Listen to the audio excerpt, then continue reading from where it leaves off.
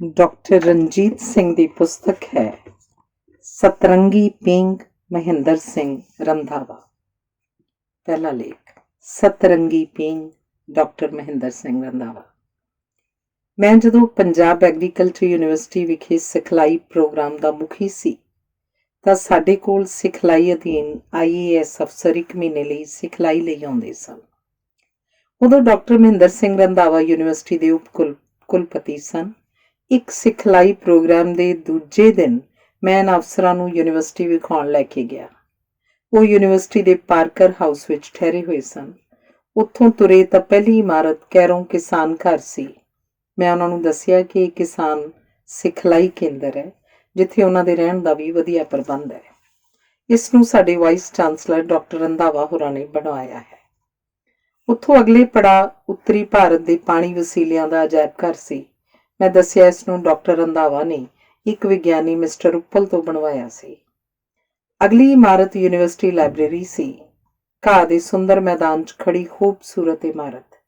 ਇਸ ਨੂੰ ਵੇਖ ਕੇ ਵੀ ਉਹ ਬਹੁਤ ਪ੍ਰਭਾਵਿਤ ਹੋਏ। ਉਹਨਾਂ ਪੁੱਛਿਆ, ਇਸ ਨੂੰ ਕਿਸ ਨੇ ਬਣਾਇਆ? ਤੇ ਮੇਰੇ ਮੂੰਹੋਂ ਨਿਕਲ ਗਿਆ ਡਾਕਟਰ ਰੰਧਾਵਾ।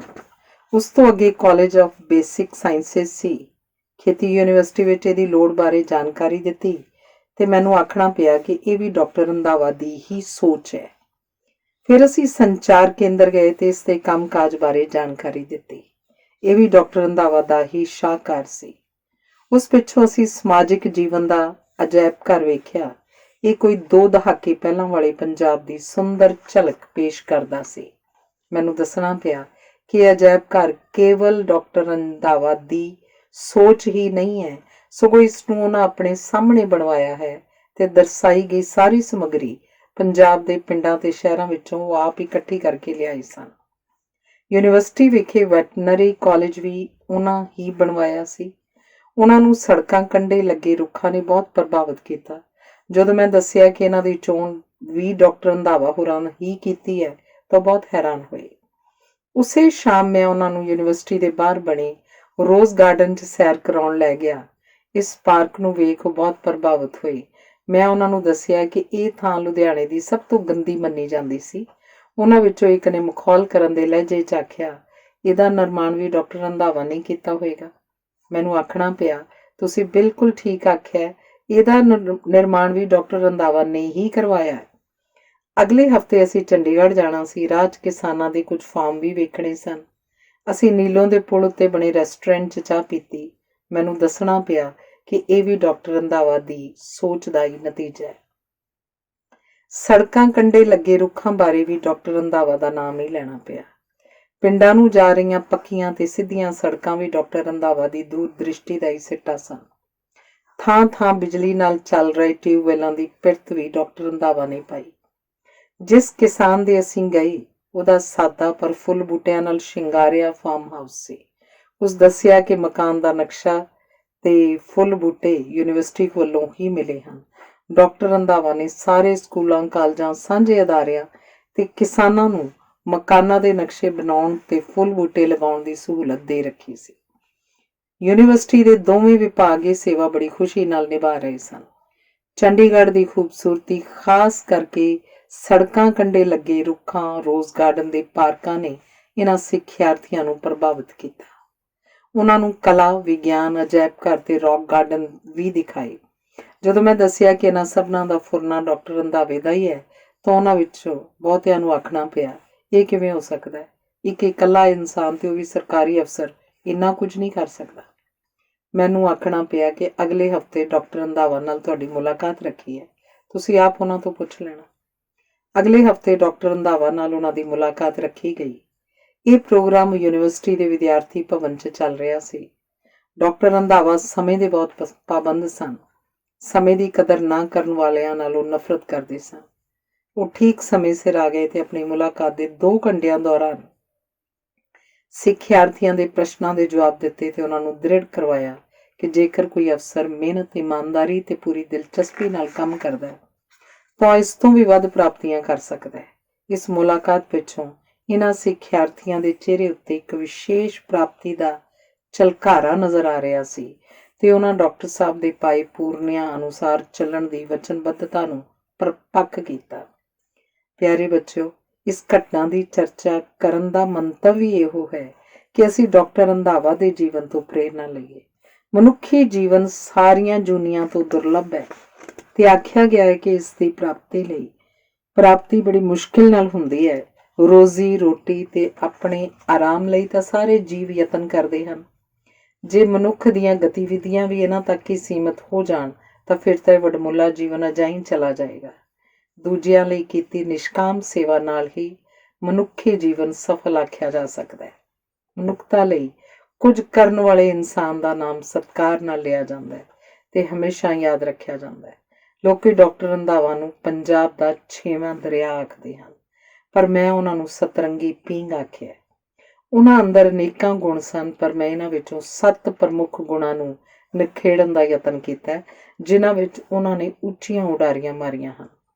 ਮੇਰੇ ਲਈ ਉਹ ਪਵਿੱਤਰ ਸੰਗਮ ਹਨ, ਜਿੱਥੇ 3 ਨਹੀਂ ਸਗੋਂ 7 ਨਦੀਆਂ ਦਾ ਮਿਲਾਪ ਹੁੰਦਾ ਹੈ। ਇਸੇ ਕਰਕੇ ਮੈਂ ਇਹਨਾਂ ਨੂੰ ਸਤਰੰਗੀ ਪੀਂਘ ਆਖਦਾ। ਕਿਰਸਾਨੀ ਭਾਈਚਾਰੇ ਵਿੱਚੋਂ ਖੇਤਾਂ ਦੇ ਬੰਨਿਆਂ ਤੇ ਬੈਠ ਪੜ੍ਹਾਈ ਕਰਕੇ ICS ਅਫਸਰ ਬਣਨ ਵਾਲੇ ਸ਼ਾਇਦ ਉਹ ਪਹਿਲੇ ਵਿਅਕਤੀ ਸਨ ਜਿਨ੍ਹਾਂ ਨੇ ਇਮਾਨਦਾਰੀ, ਦੂਰਅੰਦੇਸ਼ੀ ਤੇ ਲੋਕ ਪੱਖੀ ਪ੍ਰਬੰਧਕੀ ਮਿਆਰ ਸਥਾਪਿਤ ਕੀਤਾ। ਇੱਕ ਅਫਸਰ ਦਲੇਰਾਨਾ ਫੈਸਲੇ ਲੈ ਕੇ ਸਰਬਪੱਖੀ ਵਿਕਾਸ ਨੂੰ ਕਿਵੇਂ ਬੁਲੰਦੀਆਂ ਉੱਤੇ ਪਹੁੰਚਾ ਸਕਦਾ ਹੈ, ਇਸ ਦੀ ਉਹਨਾਂ ਨਿਵੇਕਲੀ ਮਿਸਾਲ ਕਾਇਮ ਕੀਤੀ। ਉਹ ਗੁਣਾਂ ਦਾ ਗੁਲਦਸਤਾ ਸਨ। ਉਹਨਾਂ ਵਿੱਚੋਂ 7 ਗੁਣ ਇਸ ਪ੍ਰਕਾਰ ਨਿਖੇੜੇ ਜਾ ਸਕਦੇ ਹੈ। ਪਹਿਲਾ, ਖੇਤੀ ਤੇ ਪੇਂਡੂ ਵਿਕਾਸ ਦਾ ਰਚੇਤਾ। ਦੂਜਾ, ਬਹੁਪੱਖੀ ਸਾਹਿਤਕਾਰ ਤੇ ਇਤਿਹਾਸਕਾਰ। ਤੀਸਰਾ, ਕਲਾ ਤੇ ਸਾਹਿਤ ਦਾ ਪਾਰਖੂ। ਚੌਥਾ, ਉੱਚ ਕੋਟੀ ਦਾ ਪ੍ਰਬੰਧਕ। ਪੰਜਵਾਂ, ਭੌਂ ਦ੍ਰਿਸ਼ ਤੇ ਭਵਨ ਕਲਾ ਦਾ ਮਾਹਿਰ। 6ਵਾਂ, ਸਫਲ ਬਨਸਪਤੀ ਵਿਗਿਆਨੀ ਤੇ 7ਵਾਂ, ਉਸਾਰੂ ਤੇ ਵਿਗਿਆਨਕ ਸੋਚ ਦਾ ਮਾਲਕ। ਆਜ਼ਾਦੀ ਪਿੱਛੋਂ ਪੰਜਾਬ ਦੇ ਸਰਬਪੱਖੀ ਵਿਕਾਸ ਵਿੱਚ ਯੋਗਦਾਨ ਪਾਉਣ ਵਾਲਿਆਂ ਦੀ ਜੇਕਰ ਸੂਚੀ ਬਣਾਈ ਜਾਏ ਤਾਂ ਸਭ ਤੋਂ ਉੱਪਰ ਡਾਕਟਰ ਮਹਿੰਦਰ ਸਿੰਘ ਰੰਧਾਵਾ ਦਾ ਨਾਮ ਆਏਗਾ। ਸਰਕਾਰੀ ਨੌਕਰੀ ਦੇ ਬੰਧਨਾਂ ਵਿੱਚ ਬੱਝੇ ਹੋਣ ਦੇ ਬਾਵਜੂਦ ਉਸ ਇਨਸਾਨ ਨੇ ਪੰਜਾਬ ਦੇ ਸਰਬਪੱਖੀ ਵਿਕਾਸ ਵਿੱਚ ਅਹਿਮ ਭੂਮਿਕਾ ਨਿਭਾਈ। ਅਸਲ 'ਚ ਉਹ ਆਪ ਬਹੁਪੱਖੀ ਪ੍ਰਤਿਭਾ ਦੇ ਮਾਲਕ ਸਨ। ਉਹ ਇੱਕ ਉੱਘੇ ਵਿਗਿਆਨੀ ਸਨ। ਉਹਨਾਂ ਰੁੱਖਾਂ ਬੂਟਿਆਂ ਤੇ ਕਾਈ ਉੱਤੇ ਉਚੇਰੀ ਖੋਜ ਕੀਤੀ। ਉਹ ਮਹਾਨ ਸਾਹਿਤਕਾਰ ਸਨ। ਉਹਨਾਂ ਵੱਲੋਂ ਲਿਖੀਆਂ ਲੋਕ ਗੀਤਾਂ, ਲੋਕ ਕਹਾਣੀਆਂ, ਰੀਤੀ ਰਿਵਾਜ਼ਾਂ ਬਾਰੇ ਪੁਸਤਕਾਂ ਆਪਣੀ ਮਿਸਾਲ ਆਪ ਹਨ। ਉਹ ਇੱਕ ਮਹਾਨ ਕਲਾ ਪਾਰਖੂ ਸਨ। ਚਿੱਤਰਕਾਰੀ ਸੰਬੰਧੀ ਉਹਨਾਂ ਦੀਆਂ ਪੁਸਤਕਾਂ ਤੇ ਚਿੱਤਰਕਾਰਾਂ ਨੂੰ ਉਤਸ਼ਾਹਿਤ ਕਰਨ ਕਰਕੇ ਹੀ ਪੰਜਾਬ ਦੇ ਚਿੱਤਰਕਾਰਾਂ ਨੂੰ ਅਗਾਂਹ ਵਧਣ ਦਾ ਮੌਕਾ ਮਿਲਿਆ। ਉਹ ਇੱਕ ਇਮਾਨਦਾਰ, ਮਿਹਨਤੀ ਤੇ ਦੂਰਅੰਦੇਸ਼ ਅਫਸਰ ਸਨ। ਜੇਕਰ ਉਹਨਾਂ ਕੋਈ ਸਿਫਾਰਿਸ਼ ਕੀਤੀ ਤਾਂ ਕੇਵਲ ਚਿੱਤਰ ਤੇ ਪੁਸਤਕਾਂ ਖਰੀਦਣ ਦੀ ਹੀ ਕੀਤੀ। ਉਹ ਇੱਕ ਵੱਡੇ ਇਤਿਹਾਸਕਾਰ ਸਨ। ਸੇਵਾ ਮੁਕਤੀ ਪਿੱਛੋਂ ਉਹਨਾਂ ਨੇ ਭਾਰਤ ਦੀ ਖੇਤੀ ਦਾ ਇਤਿਹਾਸ ਲਿਖਿਆ, ਜਿਹੜਾ ਇੱਕ ਤਰ੍ਹਾਂ ਨਾਲ ਭਾਰਤ ਦਾ ਇਤਿਹਾਸ ਹੀ ਹੈ। ਇਹਨੂੰ 4 ਜਿਲਦਾਂ 'ਚ ਭਾਰਤੀ ਖੇਤੀ ਖੋਜ ਕੌਂਸਲ ਵੱਲੋਂ ਛਾਪਿਆ ਗਿਆ। ਜੀਵਨ ਦੀ ਉਤਪਤੀ ਆਪਣੇ ਆਪ ਵਿੱਚ ਇੱਕ ਨਿਵੇਕਲੀ ਪੁਸਤਕ ਹੈ, ਜਿਸ ਨੂੰ ਕੌਮੀ ਬੁੱਕ ਟਰਸਟ ਵੱਲੋਂ ਛਾਪਿਆ ਗਿਆ। ਇਸ ਕਿਤਾਬ ਤੋਂ ਮਿਲਣ ਵਾਲੀ ਰਾਸ਼ੀ ਨਾਲ ਡਾਕਟਰ ਰੰਧਾਵਾ ਨੇ ਪੰਜਾਬ ਖੇਤੀਬਾੜੀ ਯੂਨੀਵਰਸਿਟੀ ਵਿਖੇ ਇੱਕ ਸੋਨ ਤਗਮਾ ਸਥਾਪਿਤ ਕੀਤਾ ਸੀ। ਆਪ ਭੂ-ਦ੍ਰਿਸ਼ ਮਾਹਿਰ ਸਨ। ਪੰਜਾਬ ਦੇ ਸ਼ਿੰਗਾਰ ਰੁੱਖਾਂ ਤੇ ਬੂਟਿਆਂ ਬਾਰੇ ਆਪ ਨੇ ਪੁਸਤਕਾਂ ਹੀ ਨਹੀਂ ਲਿਖੀਆਂ, ਸਗੋਂ ਸਾਰੇ ਪੰਜਾਬ ਨੂੰ ਸ਼ਿੰਗਾਰਿਆ। ਪੰਜਾਬ ਦੀਆਂ ਸੜਕਾਂ ਕੰਢੇ ਲੱਗੇ ਸ਼ਿੰਗਾਰ ਰੁੱਖ ਤੇ ਬੂਟੇ ਇਹਨਾਂ ਦੀ ਹੀ ਦੇਣ ਹਨ। ਚੰਡੀਗੜ੍ਹ ਤੇ ਲੁਧਿਆਣੇ ਦੇ ਗੁਲਾਬ ਬਾਗ ਇਹਨਾਂ ਨੇ ਬਣਾਏ। ਸੜਕਾਂ ਕੰਢੇ ਸੁੰਦਰ ਹੋਟਲ ਬਣਾਏ ਤੇ ਉਹਨਾਂ ਦੇ ਨਾਮ ਰੁੱਖਾਂ ਤੇ ਪੰਛੀਆਂ ਦੇ ਨਾਵਾਂ ਤੇ ਰੱਖੇ। ਚੰਡੀਗੜ੍ਹ ਦੀਆਂ ਸੜਕਾਂ ਕੰਢੇ ਲੱਗੇ ਸਾਰੇ ਰੁੱਖ ਉਹਨਾਂ ਨੇ ਆਪਣੀ ਦੇਖ ਰੇਖ ਹੇਠ ਲਗਵਾਏ। ਪੰਜਾਬ ਖੇਤੀਬਾੜੀ ਯੂਨੀਵਰਸਿਟੀ ਦੀ ਸੁੰਦਰਤਾ ਵੀ ਇਹਨਾਂ ਦੀ ਹੀ ਦੇਣ ਹੈ। ਆਪ ਭਵਨ ਉਸਾਰੀ ਦੇ ਮਾਹਿਰ ਸਨ। ਚੰਡੀਗੜ੍ਹ ਤੇ ਲੁਧਿਆਣੇ ਅਜਾਇਬ ਘਰ ਬਣਵਾਏ। ਚੰਡੀਗੜ੍ਹ ਸਥਿਤ ਪੰਜਾਬ ਕਲਾ ਭਵਨ ਆਪ ਜੀ ਦੀ ਆਖਰੀ ਕਲਾ ਕਿਰਤ ਸੀ। ਆਪ ਨੇ ਸਾਰੇ ਸਕੂਲਾਂ ਕਾਲਜਾਂ ਦੀਆਂ ਇਮਾਰਤਾਂ ਲਈ ਯੂਨੀਵਰਸਿਟੀ ਵੱਲੋਂ ਨਕਸ਼ੇ ਤਿਆਰ ਕਰਨ ਦੀ ਪੇਸ਼ਕਸ਼ ਕੀਤੀ। ਇੱਥੋਂ ਤੱਕ ਕਿ ਕਿਸਾਨਾਂ ਨੂੰ ਫਾਰਮ ਹਾਊਸ ਦੇ ਨਕਸ਼ੇ ਬਣਾ ਕੇ ਦਿੱਤੇ। ਭਾਰਤੀ ਖੇਤੀਬਾੜੀ, ਪਸ਼ੂ ਪਾਲਣ ਤੇ ਫਲਾਂ ਫੁੱਲਾਂ ਦੀ ਖੋਜ ਤੇ ਵਿਕਾਸ ਵਿੱਚ ਜੋ ਹਿੱਸਾ ਡਾਕਟਰ ਰੰਧਾਵਾ ਨੇ ਪਾਇਆ, ਉਹ ਕਿਸੇ ਵੀ ਹੋਰ ICS ਅਫਸਰ ਨੇ ਨਹੀਂ ਪਾਇਆ। ਆਪ ਨੇ ਲੋਕਾਂ ਨੂੰ ਨਿਰਾ ਉਪਦੇਸ਼ ਹੀ ਨਹੀਂ ਦਿੱਤਾ, ਸਗੋਂ ਆਪ ਵੀ ਇੱਕ ਅਗਾਂਹਵਧੂ ਤੇ ਨਮੂਨੇ ਦੇ ਕਿਸਾਨ ਦਾ ਜੀਵਨ ਜੀਵਿਆ। ਭਾਵੇਂ ਆਪ ਇੱਕ ਉੱਚ ਪਦਵੀ ਦੇ ਮਾਲਕ ਸਨ, ਪਰ ਆਪਣੀ ਰਿਹਾਇਸ਼ ਖਰੜ, ਰੋਪੜ ਦੇ ਨੇੜੇ ਪਿੰਡ ਖਾਨਪੁਰ ਵਿਖੇ ਰੱਖੀ। ਆਪ ਦੇ ਫਾਰਮ ਦੀ ਵਿਉਂਤ ਤੇ ਆਪ ਦਾ ਘਰ ਭਾਰਤੀ ਕਿਸਾਨ ਲਈ ਰਾਹ ਦਸੇਰਾ ਹੈ। ਖੇਤੀ ਵਿਕਾਸ ਵਿੱਚ ਉਹਨਾਂ ਦੀ ਦੇਣ ਬਾਰੇ ਡਾਕਟਰ MS ਸਵਾਮੀਨਾਥਨ ਲਿਖਦੇ ਹਨ ਕਿ ਡਾਕਟਰ ਰੰਧਾਵਾ ਦੀ ਕਲਾ, ਬਾਗਬਾਨੀ, ਭਵਨ ਕਲਾ, ਖੇਤੀ ਖੋਜ, ਖੇਤੀ ਵਿੱਦਿਆ ਤੇ ਖੇਤੀ ਵਸਾਰ ਵਿੱਚ ਦੇਣ ਮਹਾਨ ਹੈ, ਪਰ ਉਹਨਾਂ ਦੀ ਹਰੇ ਇਨਕਲਾਬ ਨੂੰ ਸਿਰਜਣ, ਕਿਸਾਨਾਂ ਤੇ ਪਿੰਡਾਂ ਦੇ ਵਿਕਾਸ ਵਿੱਚ ਦੇਣ ਲਾਜਵਾਬ ਹੈ। ਮੈਂ ਜਦੋਂ ਵੀ ਉਹਨਾਂ ਨੂੰ ਮਿਲਿਆ ਸੀ, ਹਮੇਸ਼ਾ ਕਿਸਾਨ ਦੀ ਕਿਵੇਂ ਭਲਾਈ ਹੋ ਸਕਦੀ ਹੈ ਇਸ ਬਾਰੇ ਵਿਚਾਰ ਵਟਾਂਦਰਾ ਕੀਤਾ। ਡਾਕਟਰ ਸਰਦਾਰਾ ਸਿੰਘ ਜੌਹਲ ਇਹਨਾਂ ਦੀ ਪ੍ਰੌੜਤਾ ਕਰਦੇ ਹੋਏ ਆਖਦੇ ਹਨ, ਜਦ ਵੀ ਕੋਈ ਪੰਜਾਬ ਦੀ ਖੇਤੀ ਦੇ ਵਿਕਾਸ ਦੀ ਗੱਲ ਕਰੇਗਾ ਜਾਂ ਪੰਜਾਬ ਦੇ ਹਿੱਤਾਂ ਦੀ ਗੱਲ ਕਰੇਗਾ, ਰੰਧਾਵਾ ਸਾਹਿਬ ਦਾ ਯੋਗਦਾਨ ਉੱਭਰ ਕੇ ਸਾਹਮਣੇ ਆਏਗਾ। ਸਾਹਿਤਕਾਰਾਂ ਦੇ ਭਲੇ ਬਾਰੇ ਸੋਚਣ ਸੰਬੰਧੀ ਅੰਮ੍ਰਿਤਾ ਪ੍ਰੀਤਮ ਲਿਖਦੀ ਹੈ, ਕਲਮਾਂ ਵਾਲਿਆਂ ਨਾਲ ਉਹਨਾਂ ਦਾ ਮੋਹ ਕਿਹਾ ਜਿਹਾ ਡੂੰਘਾ ਸੀ, ਇਸ ਗੱਲ ਤੇ ਮੈਂ ਚਿਰਾਂ ਤੋਂ ਵਾਕਿਫ ਸਾਂ। ਉਦੋਂ ਤੋਂ ਜਦੋਂ ਹਿੰਦੁਸਤਾਨ ਦੀ ਵੰਡ ਤੋਂ ਬਾਅਦ ਮੈਂ ਬੜੇ ਫਿਕਰਾਂ ਵਿੱਚ ਸਾਂ ਤੇ ਰੰਧਾਵਾ ਸਾਹਿਬ ਨੇ ਮੈਨੂੰ ਦਿੱਲੀ ਆਲ ਇੰਡੀਆ ਰੇਡੀਓ ਦੀ ਨੌਕਰੀ ਲੈ ਕੇ ਦਿੱਤੀ। ਫਿਰ ਜਦੋਂ ਮੈਨੂੰ ਸਾਹਿਤ ਅਕੈਡਮੀ ਅਵਾਰਡ ਮਿਲਿਆ, ਕਹਿਣ ਲੱਗੇ, ਤੇਰੇ ਕੋਲੋਂ ਸਾਰੀ ਉਮਰ ਆਪਣਾ ਘਰ ਨਹੀਂ ਬਣਨਾ, ਹੁਣੇ 1000 ਰੁਪਏ ਦਾ ਚੈੱਕ ਕੱਟ, ਮੈਂ DLF ਦੀ ਹੌਜ ਖਾਸ ਬਣ ਰਹੀ ਕਲੋਨੀ ਵਿੱਚ ਤੇਰੇ ਲਈ ਇੱਕ ਟੁਕੜਾ ਜ਼ਮੀਨ ਲੈ ਦਿੰਦਾ ਹਾਂ। ਬਲਵੰਤ ਗਾਰਗੀ ਦਾ ਮੰਨਣਾ ਹੈ ਕਿ ਰੰਧਾਵਾ ਆਰਟਿਸਟਾਂ ਦਾ ਸਭ ਤੋਂ ਵੱਡਾ ਸਰਪ੍ਰਸਤ ਸੀ। ਪੰਜਾਬ ਦਾ ਕੋਈ ਵਿਰਲਾ ਹੀ ਪੇਂਟਰ ਜਾਂ ਕਲਾਕਾਰ ਹੋਏਗਾ ਜਿਹਦੀ ਰੰਧਾਵੇ ਨੇ ਮਦਦ ਨਾ ਕੀਤੀ ਹੋਵੇ। ਜਦੋਂ 1966 ਵਿੱਚ ਉਹ ਚੰਡੀਗੜ੍ਹ ਦਾ ਚੀਫ ਕਮਿਸ਼ਨਰ ਬਣਿਆ ਤਾਂ ਉਹਨੇ ਕਿਤਾਬਾਂ ਦੀਆਂ ਦੁਕਾਨਾਂ ਵਾਸਤੇ 17 ਸੈਕਟਰ 'ਚ ਇੱਕ ਪੂਰਾ ਬਲਾਕ ਰਿਜ਼ਰਵ ਕਰ ਦਿੱਤਾ। ਪ੍ਰੋਫੈਸਰ ਪ੍ਰੀਤਮ ਸਿੰਘ ਦਾ ਆਖਣਾ ਹੈ ਕਿ ਪੁੰਨ ਵਿੱਚ ਰੰਧਾਵੇ ਦਾ ਯਕੀਨ ਸੀ ਕਿ ਨਹੀਂ, ਮੈਂ ਨਹੀਂ ਜਾਣਦਾ, ਪਰ ਜਿੰਨੇ ਪੁੰਨ ਦੇ ਕੰਮ ਰੰਧਾਵੇ ਨੇ ਆਪਣੀ ਜ਼ਿੰਦਗੀ 'ਚ ਕੀਤੇ, ਉਹਨਾਂ ਦੀ ਗਿਣਤੀ ਕੌਣ ਕਰ ਸਕਦਾ ਹੈ। ਜੌਨ ਕੈਂਥ ਗਲਬ੍ਰੇਥ ਅਨੁਸਾਰ ਉਹ ਸੱਚਮੁੱਚ ਹੀ ਬਾਕਮਾਲ ਸ਼ਖਸ ਹੈ। ਮੈਂ ਹੈਰਾਨ ਹੁੰਦਾ ਕਿ ਇੱਕ ਇਕੱਲਾਕਾਰਾ ਮਨੁੱਖ ਇਸ ਕਦਰ ਗਿਆਨਵਾਨ ਹੈ ਤੇ ਉਹ ਵੀ ਇੰਨੇ ਚੰਗੇ ਮਨੋਰਥਾਂ ਲਈ।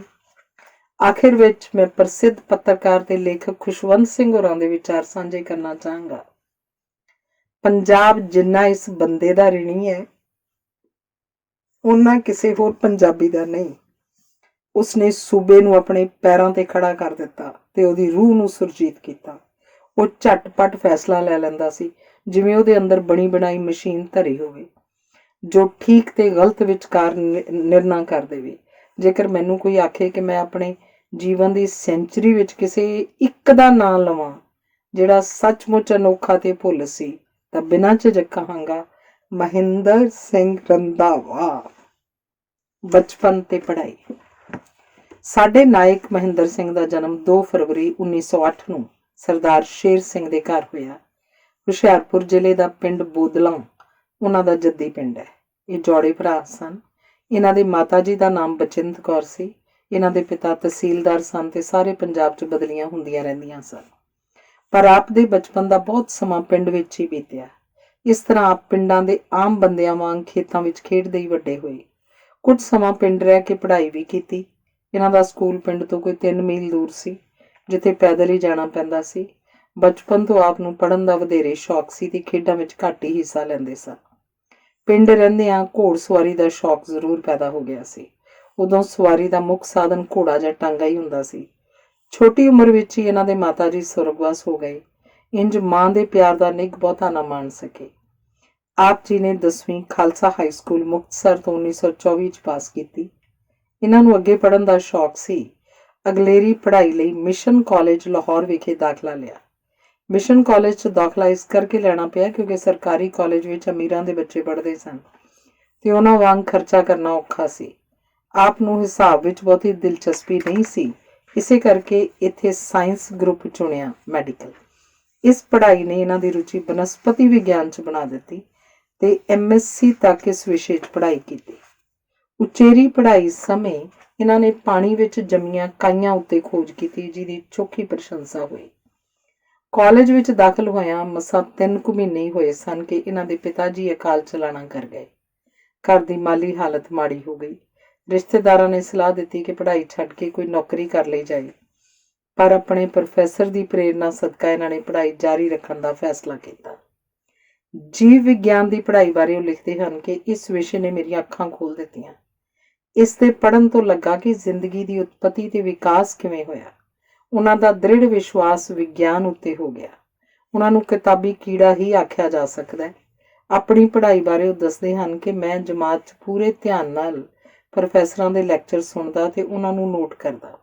ਹੋਸਟਲ ਆ ਕੇ ਕਿਤਾਬਾਂ ਪੜ੍ਹਦਾ ਤੇ ਉਹਨਾਂ 'ਤੇ ਲਾਲ ਪੈਨਸਿਲ ਨਾਲ ਜ਼ਰੂਰੀ ਲਾਈਨਾਂ ਹੇਠ ਨਿਸ਼ਾਨ ਲਗਾਉਂਦਾ। ਫਿਰ ਇਹਨਾਂ ਦੇ ਨੋਟਸ ਬਣਾਉਂਦਾ। ਹਰੇਕ ਵਿਸ਼ੇ ਦੀ ਵੱਖਰੀ ਕਾਪੀ ਬਣਾਉਂਦਾ ਤੇ ਇਹਨਾਂ ਨੂੰ ਸੰਭਾਲ ਕੇ ਰੱਖਦਾ। ਇਹਨਾਂ ਨੂੰ ਬਾਰ-ਬਾਰ ਪੜ੍ਹਦਾ। ਮੈਂ ਆਪਣੇ ਆਪ ਨੂੰ ਇੰਝ ਸਮਝਦਾ ਕਿ ਮੈਂ ਪ੍ਰੋਫੈਸਰ ਹਾਂ ਤੇ ਵਿਦਿਆਰਥੀਆਂ ਨੂੰ ਲੈਕਚਰ ਦੇ ਰਿਹਾ। ਕਾਪੀ ਬੰਦ ਕਰਕੇ ਜੋ ਪੜ੍ਹਿਆ ਹੁੰਦਾ ਉਹਦਾ ਜ਼ੁਬਾਨੀ ਉਚਾਰਨ ਕਰਦਾ, ਮੁੜ ਕਾਪੀ ਨੂੰ ਪੜ੍ਹਦਾ।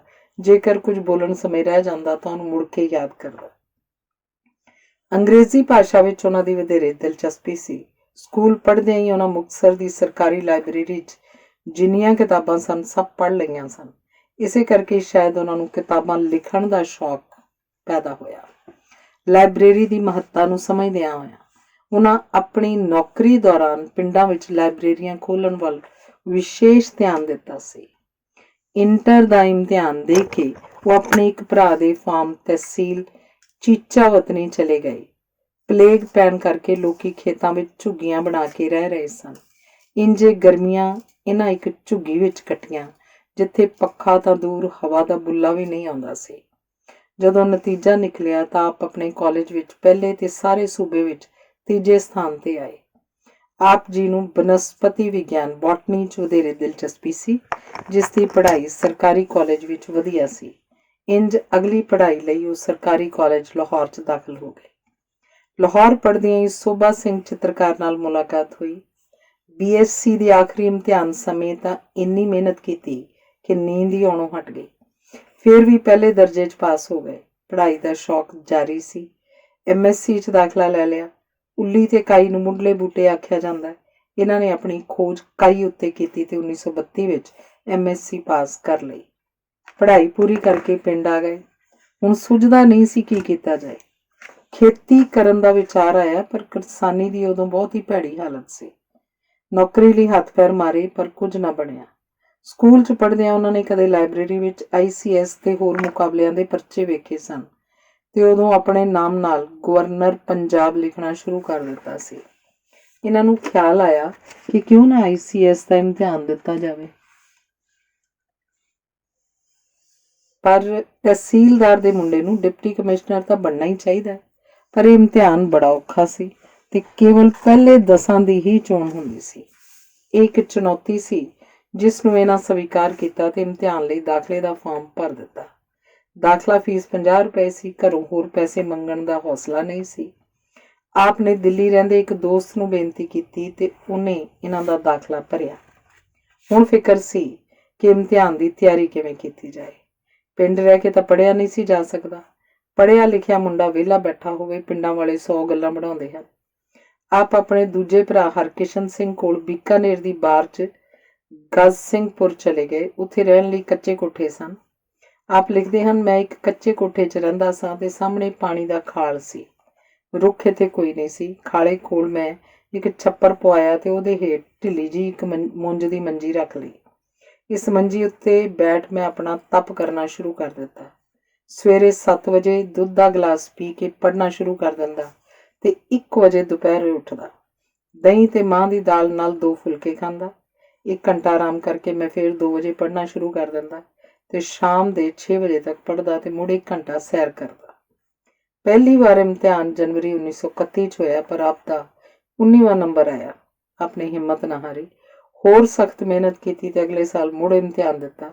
ਇਸ ਵਾਰ ਉਹਨਾਂ ਦਾ ਨਤੀਜਾ 11 ਜੂਨ 1932 ਨੂੰ ਨਿਕਲਿਆ ਤੇ ਉਹਨਾਂ ਦਾ 9ਵਾਂ ਨੰਬਰ ਸੀ। ਪਿਛਲੇ 2 ਸਾਲਾਂ ਦੀ ਮਾਯੂਸੀ ਹਵਾ ਬਣ ਕੇ ਉੱਡ ਗਈ। ਜਦੋਂ ਆਪ ਪਿੰਡ ਗਏ ਤਾਂ ਪਿੰਡ ਵਾਸੀਆਂ ਨੇ ਆਪ ਦਾ ਸਵਾਗਤ ਬੈਂਡ ਬਾਜਿਆਂ ਨਾਲ ਕੀਤਾ। ਜੇ ਕੁਝ ਕਰਨ ਦਾ ਇਰਾਦਾ ਬਣਾ ਲਿਆ ਜਾਏ ਤਾਂ ਉਹਦੀ ਪ੍ਰਾਪਤੀ ਲਈ ਪੂਰੀ ਇਮਾਨਦਾਰੀ ਨਾਲ ਮਿਹਨਤ ਕੀਤੀ ਜਾਏ ਤਾਂ ਸਫਲਤਾ ਜ਼ਰੂਰ ਪ੍ਰਾਪਤ ਹੁੰਦੀ ਹੈ। ਜਦੋਂ ਇਨਸਾਨ ਪੂਰੀ ਲਗਨ ਨਾਲ ਮਿਹਨਤ ਕਰਦਾ ਹੈ ਤਾਂ ਪਰਮਾਤਮਾ ਵੀ ਆਪ ਆ ਕੇ ਸਹਾਇਤਾ ਕਰਦਾ ਹੈ। ਜਿੱਤ ਹਮੇਸ਼ਾ ਸੱਚ ਤੇ ਮਿਹਨਤ ਦੀ ਹੁੰਦੀ ਹੈ। ਇਸ ਕਰਕੇ ਪ੍ਰਾਪਤੀ ਲਈ ਗਲਤ ਤਰੀਕੇ ਅਪਣਾਉਣ ਦੀ ਥਾਂ ਇਮਾਨਦਾਰੀ ਨਾਲ ਪੂਰੀ ਮਿਹਨਤ ਕਰਨੀ ਚਾਹੀਦੀ ਹੈ। ਅਗਲਾ ਲੇਖ ਹੈ ਮੁੱਢਲੀ ਨੌਕਰੀ। ICS ਭਾਰਤੀ ਸਿਵਲ ਸੇਵਾ ਵਿੱਚ ਚੋਣ ਹੋਣ ਪਿੱਛੋਂ ਮਹਿੰਦਰ ਨੂੰ 2 ਸਾਲਾਂ ਲਈ ਲੰਡਨ ਸਿਖਲਾਈ ਪ੍ਰਾਪਤੀ ਲਈ ਜਾਣਾ ਪੈਣਾ ਸੀ। ਭੈਣ ਭਰਾਵਾਂ ਨੇ ਸੋਚਿਆ ਕਿ ਜਾਣ ਤੋਂ ਪਹਿਲਾਂ ਇਹਦਾ ਵਿਆਹ ਕਰਤਾ ਜਾਏ ਤਾਂ ਜੋ ਵਲੈਤੋਂ ਕੋਈ ਮੇਮ ਨਾ ਲੈ ਕੇ ਆ ਜਾਏ। ਕਈ ਕੁੜੀਆਂ ਵੇਖੀਆਂ ਪਰ ਗੱਲ ਸਿਰੇ ਨਾ ਚੜੀ। ਆਖਰ ਡਾਕਟਰ ਹਰਭਜਨ ਸਿੰਘ ਹੋਰਾਂ ਦੀ ਬੇਟੀ ਇਕਬਾਲ ਕੌਰ ਨਾਲ ਇਹਨਾਂ ਦਾ ਰਿਸ਼ਤਾ ਪੱਕਾ ਹੋ ਗਿਆ। ਇਹੋ ਬੱਚੀ ਬਚਪਨ ਵਿੱਚ ਇਹਨਾਂ ਦੇ ਘਰ ਖੇਡਦੀ ਸੀ। ਇਹਨਾਂ ਦਾ ਵਿਆਹ 15 ਅਗਸਤ 1932 ਨੂੰ ਹੋ ਗਿਆ। ਇਹ ਦਿਨ ਭਾਰਤ ਦੇ ਇਤਿਹਾਸ ਵਿੱਚ ਬਹੁਤ ਹੀ ਮਹੱਤਵਪੂਰਨ ਬਣਿਆ ਕਿਉਂਕਿ 15 ਅਗਸਤ ਨੂੰ ਭਾਰਤ ਆਜ਼ਾਦ ਹੋਇਆ ਤੇ ਪਹਿਲੀ ਵਾਰ ਜਦੋਂ ਪੰਡਿਤ ਜਵਾਹਰ ਲਾਲ ਨਹਿਰੂ ਨੇ ਲਾਲ ਕਿਲੇ ਉੱਤੇ ਤਿਰੰਗਾ ਲਹਿਰਾਇਆ ਤਾਂ ਮਹਿੰਦਰ ਸਿੰਘ ਰੰਧਾਵਾ ਨੂੰ ਉਹਨਾਂ ਦੇ ਨਾਲ ਖੜੇ ਹੋਣ ਦਾ ਮਾਣ ਪ੍ਰਾਪਤ ਹੋਇਆ। ਇਹ ਉਦੋਂ ਦਿੱਲੀ ਦੇ ਡਿਪਟੀ ਕਮਿਸ਼ਨਰ ਸਨ। ਇੰਜ ਆਜ਼ਾਦ ਭਾਰਤ ਦੀ ਰਾਜਧਾਨੀ ਦੇ ਪਹਿਲੇ ਡਿਪਟੀ ਕਮਿਸ਼ਨਰ ਹੋਣਾ ਵੀ ਇਹਨਾਂ ਦੇ ਜਿੰਮੇ ਹੀ ਆਇਆ। ਉਦੋਂ ਵਲਾਇਤ ਜਾਣ ਲਈ ਸਮੁੰਦਰੀ ਜਹਾਜ਼ ਰਾਹੀਂ ਹੀ ਜਾਇਆ ਜਾ ਸਕਦਾ ਸੀ। ਇਹ ਲੰਬਾ ਸਫ਼ਰ ਦਿਲ ਅਕਾਊ ਤੇ ਕੋਈ ਬਹੁਤਾ ਖੁਸ਼ਗਵਾਰ ਨਹੀਂ ਸੀ। ਇੰਗਲੈਂਡ ਵਿੱਚ ਆਪਣੀ 2 ਸਾਲ ਦੀ ਰਿਹਾਇਸ਼ ਦੌਰਾਨ ਉਹ ਅੰਗਰੇਜ਼ਾਂ ਦੇ ਰਹਿਣ ਸਹਿਣ ਤੇ ਸਾਫ਼ ਸਫਾਈ ਤੋਂ ਬਹੁਤ ਪ੍ਰਭਾਵਿਤ ਹੋਏ। ਆਪ ਲਿਖਦੇ ਹਨ, ਸ਼ਰਾਫਤ ਤੇ ਤਹਿਜ਼ੀਬ ਵਿੱਚ ਕੋਈ ਦੇਸ਼ ਇੰਗਲੈਂਡ ਦਾ ਮੁਕਾਬਲਾ ਨਹੀਂ ਕਰ ਸਕਦਾ। ਜੇ ਓਪਰਾ ਆਦਮੀ ਰਾਹ ਭੁੱਲ ਜਾਏ ਤਾਂ ਅੰਗਰੇਜ਼ ਆਪਣਾ ਕੰਮ ਛੱਡ ਕੇ ਵੀ ਸਹੀ ਰਸਤਾ ਦੱਸਦੇ ਹਨ। ਆਪਣੇ ਮਕਾਨ ਵਿੱਚ ਜੇ ਰੇਡੀਓ ਜਾਂ ਆਵਾਜ਼ਾਂ ਵਜਾਉਂਦੇ ਹਨ ਤਾਂ ਹੌਲੀ, ਤਾਂ ਜੋ ਦੂਸਰੇ ਮਕਾਨ ਵਾਲਿਆਂ ਨੂੰ ਦਿੱਕਤ ਨਾ ਹੋਵੇ। ਜੇ ਕੋਈ ਔਰਤ ਜਾਂ ਬਜ਼ੁਰਗ ਆਦਮੀ ਬੱਸ ਜਾਂ ਗੱਡੀ 'ਚ ਖੜਾ ਹੋਵੇ ਤਾਂ ਨੌਜਵਾਨ ਆਪਣੀ ਸੀਟ ਛੱਡ ਦਿੰਦੇ ਹਨ। ਪਰ ਇਹਨਾਂ ਵਿੱਚ ਸਮਾਜਿਕ ਰਿਸ਼ਤੇ ਕਮਜ਼ੋਰ ਹਨ। ਗੁਆਂਢੀ ਦਾ ਗੁਆਂਢੀ ਨਾਲ ਕੋਈ ਸੰਬੰਧ ਨਹੀਂ। ਅੱਵਲ ਤਾਂ ਕੋਈ ਇੱਕ ਦੂਜੇ ਦੇ ਘਰ ਬਿਨਾਂ ਬੁਲਾਏ ਜਾਂਦਾ ਹੀ ਨਹੀਂ ਤੇ ਜੇ ਕੋਈ ਭੁੱਲਿਆ ਭਟਕਿਆ ਗਲਤੀ ਨਾਲ ਚਲਾ ਜਾਵੇ ਤਾਂ ਪਾਣੀ ਤੱਕ ਵੀ ਕੋਈ ਨਹੀਂ ਪੁੱਛਦਾ। ਵਾਪਸੀ ਤੇ ਆਪਨੇ ਯੂਰਪ ਦੇ ਹੋਰ ਦੇਸ਼ਾਂ ਦੀ ਸੈਰ ਵੀ ਕੀਤੀ। ਇਹਨਾਂ ਨੂੰ ਨੌਕਰੀ ਲਈ ਉੱਤਰ ਪ੍ਰਦੇਸ਼ ਸੂਬਾ ਮਿਲਿਆ ਤੇ ਪਹਿਲੀ ਥਾਂ ਸਹਾਰਨਪੁਰ ਮਿਲੀ। ਹੌਲੀ ਹੌਲੀ ਇਹਨਾਂ ਨੇ ਆਪਣੇ ਆਪ ਨੂੰ ਨਵੇਂ ਮਾਹੌਲ ਅਨੁਸਾਰ ਢਾਲਣਾ ਸ਼ੁਰੂ ਕੀਤਾ।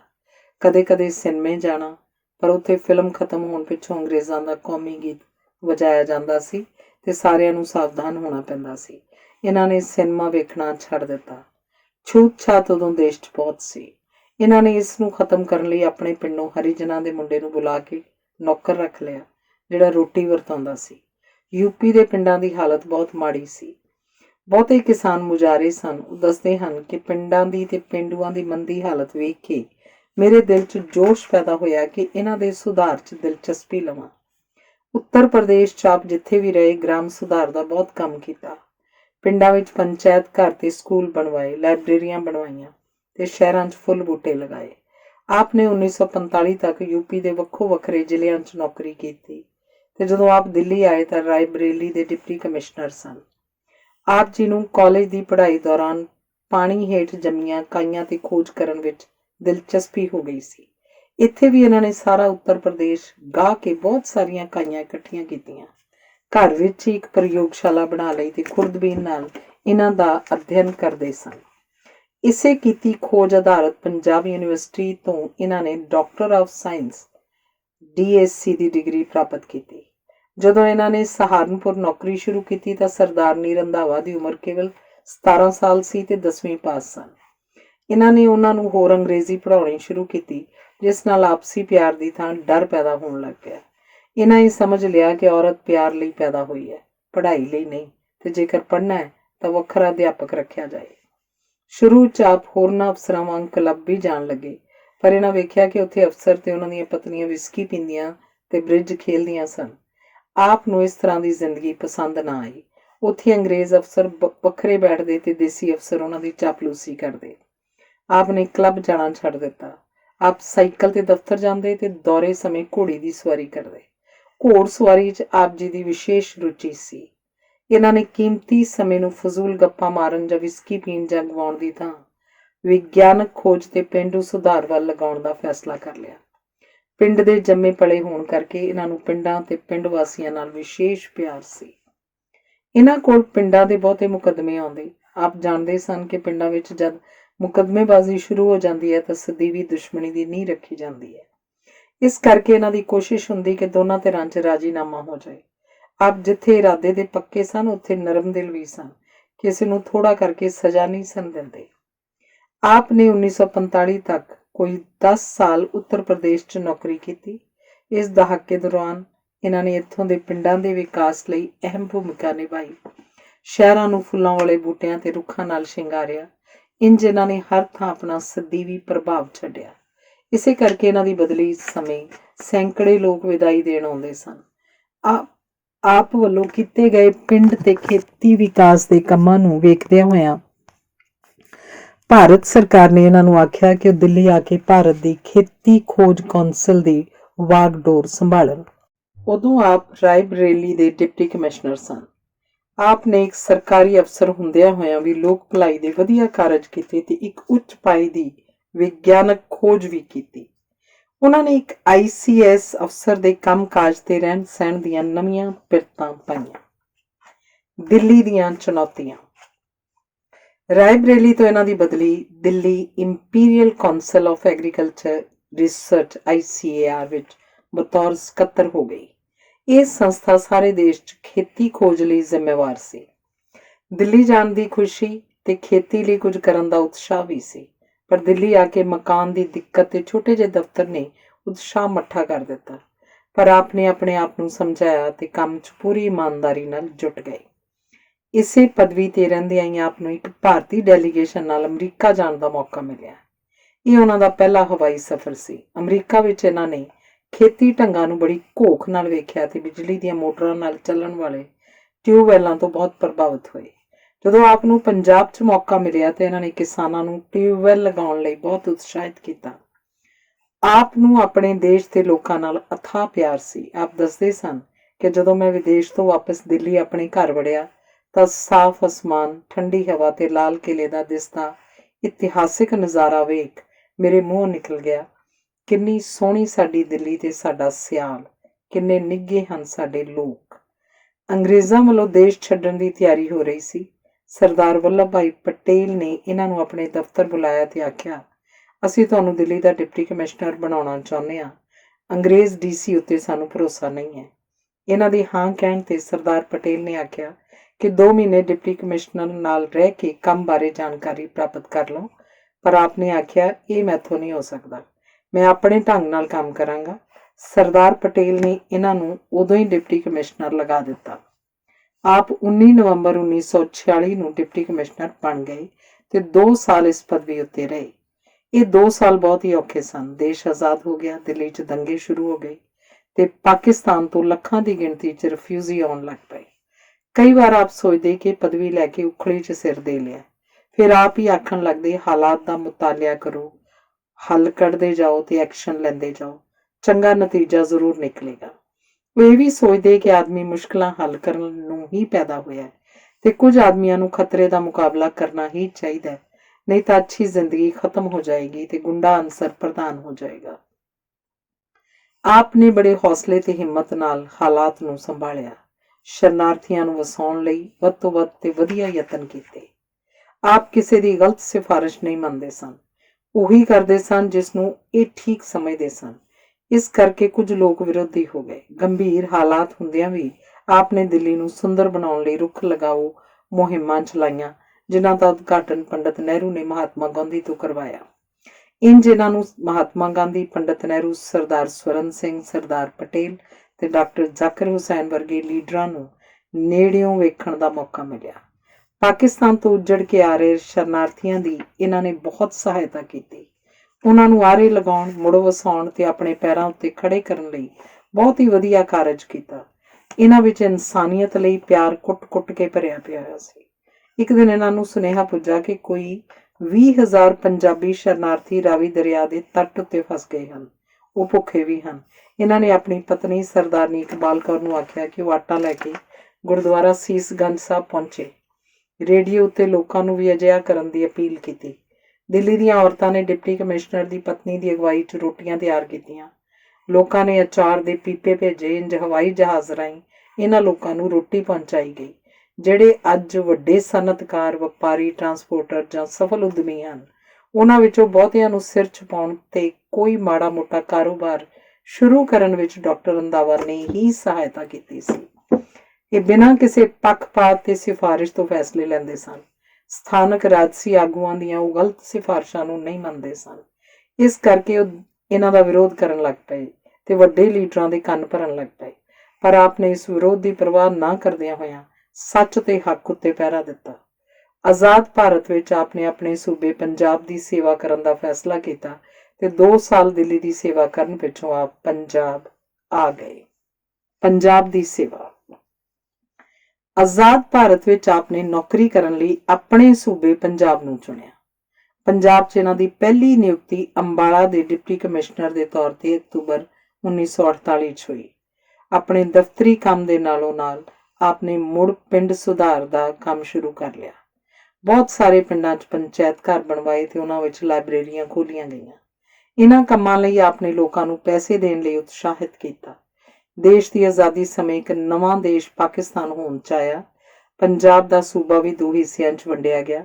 ਫਿਰਕੂ ਨਫ਼ਰਤ ਦੀ ਹਨੇਰੀ ਅਜਿਹੀ ਵਗੀ ਕਿ ਪਾਕਿਸਤਾਨ 'ਚ ਕਿਸੇ ਹਿੰਦੂ ਸਿੱਖ ਦਾ ਰਹਿਣਾ ਕਠਿਨ ਹੋ ਗਿਆ ਤੇ ਪੰਜਾਬ ਦੇ ਮੁਸਲਮਾਨਾਂ ਨੂੰ ਭਾਰਤ ਛੱਡਣਾ ਪਿਆ। ਫਿਰਕੂ ਫਸਾਦ ਹੋਏ। ਲੱਖਾਂ ਲੋਕ ਆਪਣਾ ਸਾਰਾ ਕੁਝ ਛੱਡ ਕੇ ਇੱਧਰੋਂ ਉੱਧਰ ਤੇ ਉੱਧਰੋਂ ਇੱਧਰ ਆਏ। ਹਜ਼ਾਰਾਂ ਲੋਕ ਮਾਰੇ ਗਏ, ਧੀਆਂ ਭੈਣਾਂ ਦੀ ਪੱਤ ਲੁੱਟੀ ਗਈ ਤੇ ਰੱਜ ਕੇ ਲੁੱਟ ਖੋਹ ਹੋਈ। ਪਾਕਿਸਤਾਨ ਤੋਂ ਆਏ ਲੱਖਾਂ ਸ਼ਰਨਾਰਥੀਆਂ ਦਾ ਮੁੜ ਵਸੇਬਾ ਇੱਕ ਵੱਡੀ ਸਮੱਸਿਆ ਬਣ ਗਿਆ। ਆਪ ਹਮੇਸ਼ਾ ਹੀ ਖਤਰੇ ਸਹਿੜਨ ਲਈ ਤਿਆਰ ਰਹਿੰਦੇ ਸਨ। ਆਪ ਆਪਣੀ ਇਮਾਨਦਾਰੀ, ਮਿਹਨਤ ਤੇ ਸਿਆਣਪ ਲਈ ਪ੍ਰਸਿੱਧ ਸਨ। ਸ਼ਰਨਾਰਥੀਆਂ ਦੇ ਮੁੜ ਵਸੇਬੇ ਦੀ ਜ਼ਿੰਮੇਵਾਰੀ ਆਪ ਨੂੰ ਸੌਂਪੀ ਗਈ। ਪਹਿਲਾਂ ਆਪ ਨੂੰ ਵਧੀਕ ਡਾਇਰੈਕਟਰ ਜਨਰਲ ਤੇ ਮੁੜ ਡਾਇਰੈਕਟਰ ਜਨਰਲ ਬਣਾਇਆ ਗਿਆ। ਸ਼ਰਨਾਰਥੀਆਂ ਦੇ ਮੁੜ ਵਸਾਉਣ ਦਾ ਮਸਲਾ ਬਹੁਤ ਗੁੰਝਲਦਾਰ ਸੀ ਤੇ ਇਹਨੂੰ ਸੁਲਝਾਉਣਾ ਬਹੁਤ ਔਖਾ ਕਾਰਜ ਸੀ।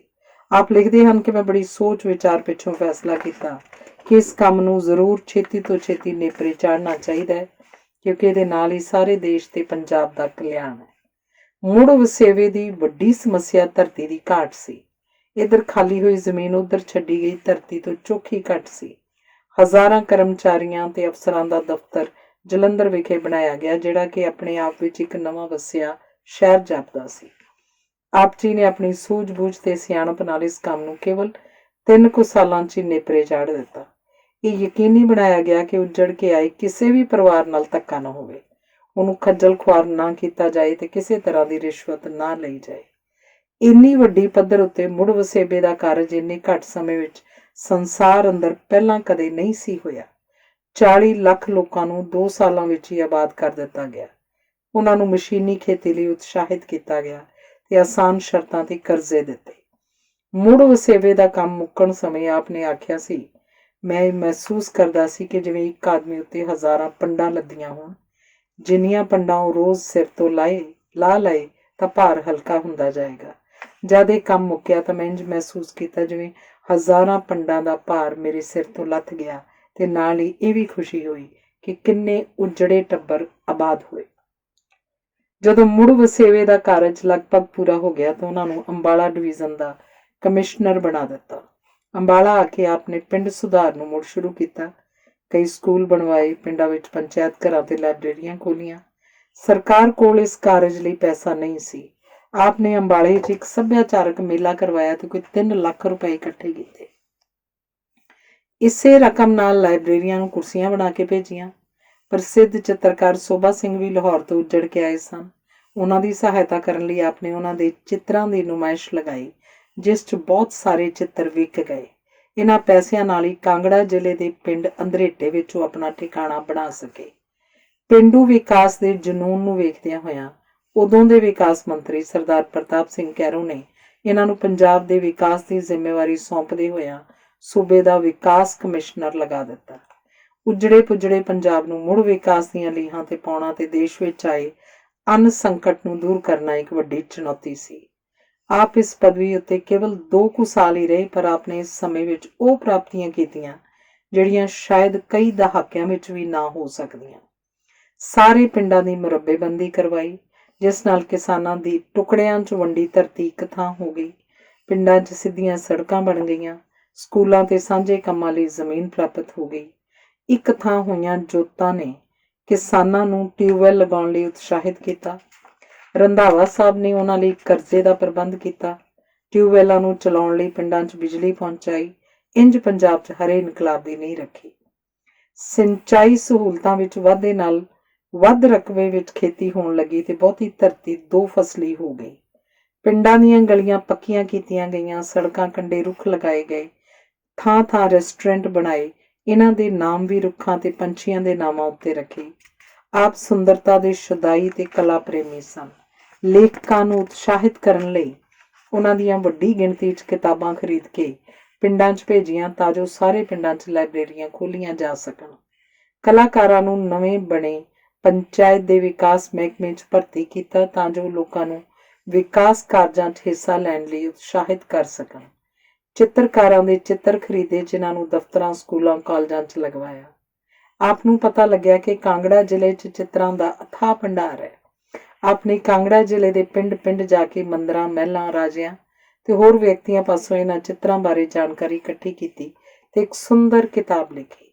ਇਸੇ ਤਰ੍ਹਾਂ ਆਪ ਨੇ ਲੋਪ ਹੋ ਰਹੇ ਲੋਕ ਗੀਤਾਂ ਨੂੰ ਇਕੱਠਿਆਂ ਕਰਵਾਇਆ ਤੇ ਪੁਸਤਕ ਰੂਪ 'ਚ ਪ੍ਰਕਾਸ਼ਿਤ ਕੀਤਾ। ਪੰਜਾਬ ਦੇ ਹਰ ਜ਼ਿਲ੍ਹੇ ਦੇ ਇੱਕ ਪਿੰਡ ਨੂੰ ਬਾਗਾਂ ਦਾ ਪਿੰਡ ਬਣਾਇਆ। ਇੰਜ ਬਾਗਬਾਨੀ ਨੂੰ ਉਤਸ਼ਾਹਿਤ ਕੀਤਾ ਗਿਆ। ਭਾਰਤ ਅਤੇ ਵਿਸ਼ੇਸ਼ ਕਰਕੇ ਪੰਜਾਬ ਦੀ ਖੇਤੀ ਦੇ ਵਿਕਾਸ 'ਚ ਇਹਨਾਂ ਦਾ ਅਹਿਮ ਯੋਗਦਾਨ ਹੈ। ਅਸਲ ਵਿੱਚ ਦੇਸ਼ ਦੇ ਹਰੇ ਇਨਕਲਾਬ ਦੀ ਸਿਰਜਣਾ ਵਿੱਚ ਆਪ ਦੀ ਅਹਿਮ ਭੂਮਿਕਾ ਹੈ। ਉਦੋਂ ਹੀ ਪੰਜਾਬ ਲਈ ਨਵੀਂ ਰਾਜਧਾਨੀ ਚੰਡੀਗੜ੍ਹ ਦੀ ਉਸਾਰੀ ਹੋ ਰਹੀ ਸੀ।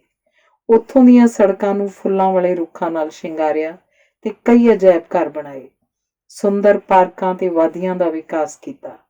ਇਸੇ ਪਦਵੀ ਉੱਤੇ ਕੰਮ ਕਰਦਿਆਂ ਹੀ ਇਹਨਾਂ ਨੇ ਜਿੱਥੇ ਕਾਂਗੜੇ ਦੇ ਚਿੱਤਰਾਂ ਨੂੰ ਇਕੱਠਾ ਕਰਕੇ ਇੱਕ ਖੂਬਸੂਰਤ ਕਿਤਾਬ ਤਿਆਰ ਕੀਤੀ, ਉੱਥੇ ਇਹ ਵੀ ਫੈਸਲਾ ਕੀਤਾ ਕਿ ਪੰਜਾਬ, ਹਰਿਆਣਾ ਤੇ ਕਾਂਗੜਾ ਕੁੱਲੂ ਦੇ ਲੋਕ ਗੀਤ ਇਕੱਠੇ ਕੀਤੇ ਜਾਣ। ਇਹਨਾਂ ਗੀਤਾਂ ਨੂੰ ਇੱਕ ਖੂਬਸੂਰਤ ਪੁਸਤਕ ਦੇ ਰੂਪ 'ਚ ਪ੍ਰਕਾਸ਼ਿਤ ਕੀਤਾ ਗਿਆ। ਆਪ ਦਾ ਪੰਜਾਬੀ ਦੀ ਵਿਰਾਸਤ ਨੂੰ ਸੰਭਾਲਣ ਵਿੱਚ ਇਹ ਅਹਿਮ ਯੋਗਦਾਨ ਸੀ। ਆਪ ਲੁਧਿਆਣਾ ਸਥਿਤ ਪੰਜਾਬੀ ਸਾਹਿਤ ਅਕੈਡਮੀ ਦੇ ਸੰਸਥਾਪਕ ਪ੍ਰਧਾਨ ਭਾਈ ਜੋਧ ਸਿੰਘ ਹੋਰਾਂ ਪਿੱਛੋਂ ਪ੍ਰਧਾਨ ਬਣੇ ਤੇ ਆਖਰੀ ਸਮੇਂ ਤੱਕ ਕੋਈ 20 ਸਾਲ ਦੇ ਪ੍ਰਧਾਨ ਰਹੇ। ਇੱਥੇ ਇਹਨਾਂ 2 ਏਕੜ 'ਚ ਫੈਲੇ ਪੰਜਾਬੀ ਭਵਨ ਦੀ ਉਸਾਰੀ ਲਈ ਕੇਵਲ ਮਾਈਕ ਵਸੀਲੇ ਹੀ ਨਹੀਂ ਜੁਟਾਏ, ਸਗੋਂ ਇਹਦੀ ਉਸਾਰੀ ਵੀ ਆਪਣੀ ਨਿਗਰਾਨੀ 'ਚ ਕਰਵਾਈ। ਪੰਜਾਬ ਨੂੰ ਕੇਵਲ ਸ਼ਿੰਗਾਰਿਆ ਹੀ ਨਹੀਂ, ਸਗੋਂ ਥਾਂ-ਥਾਂ ਅਜਾਇਬ ਘਰ ਬਣਾਏ ਤਾਂ ਜੋ ਪੰਜਾਬੀ ਆਪਣੀ ਅਮੀਰ ਵਿਰਾਸਤ ਬਾਰੇ ਜਾਣੂ ਹੋਣ ਤੇ ਇਸ ਨਾਲ ਜੁੜੇ ਰਹਿਣ। ਸੱਚਮੁੱਚ ਉਹ ਇੱਕ ਮਹਾਨ ਇਨਸਾਨ ਤੇ ਸੰਪੂਰਨ ਪੰਜਾਬੀ ਸਨ। ਅਗਲਾ ਲੇਖ ਹੈ ਖੇਤੀ ਵਿਕਾਸ। ਪੰਜਾਬ ਦੇ ਵਿਕਾਸ ਕਮਿਸ਼ਨਰ ਦੇ ਅਹੁਦੇ ਤੇ ਬੈਠਿਆਂ ਉਹਨਾਂ ਪੰਜਾਬ ਦਾ ਨਕਸ਼ਾ ਹੀ ਬਦਲ ਦਿੱਤਾ। ਇੱਕ ਸਰਕਾਰੀ ਅਫਸਰ ਵਜੋਂ ਕੀਤਾ ਕ੍ਰਿਸ਼ਮਾ ਹੀ ਸੀ। ਆਪ ਨੇ ਹਮੇਸ਼ਾ ਉਹ ਕੁਝ ਕੀਤਾ ਜੋ ਸਹੀ ਸੀ।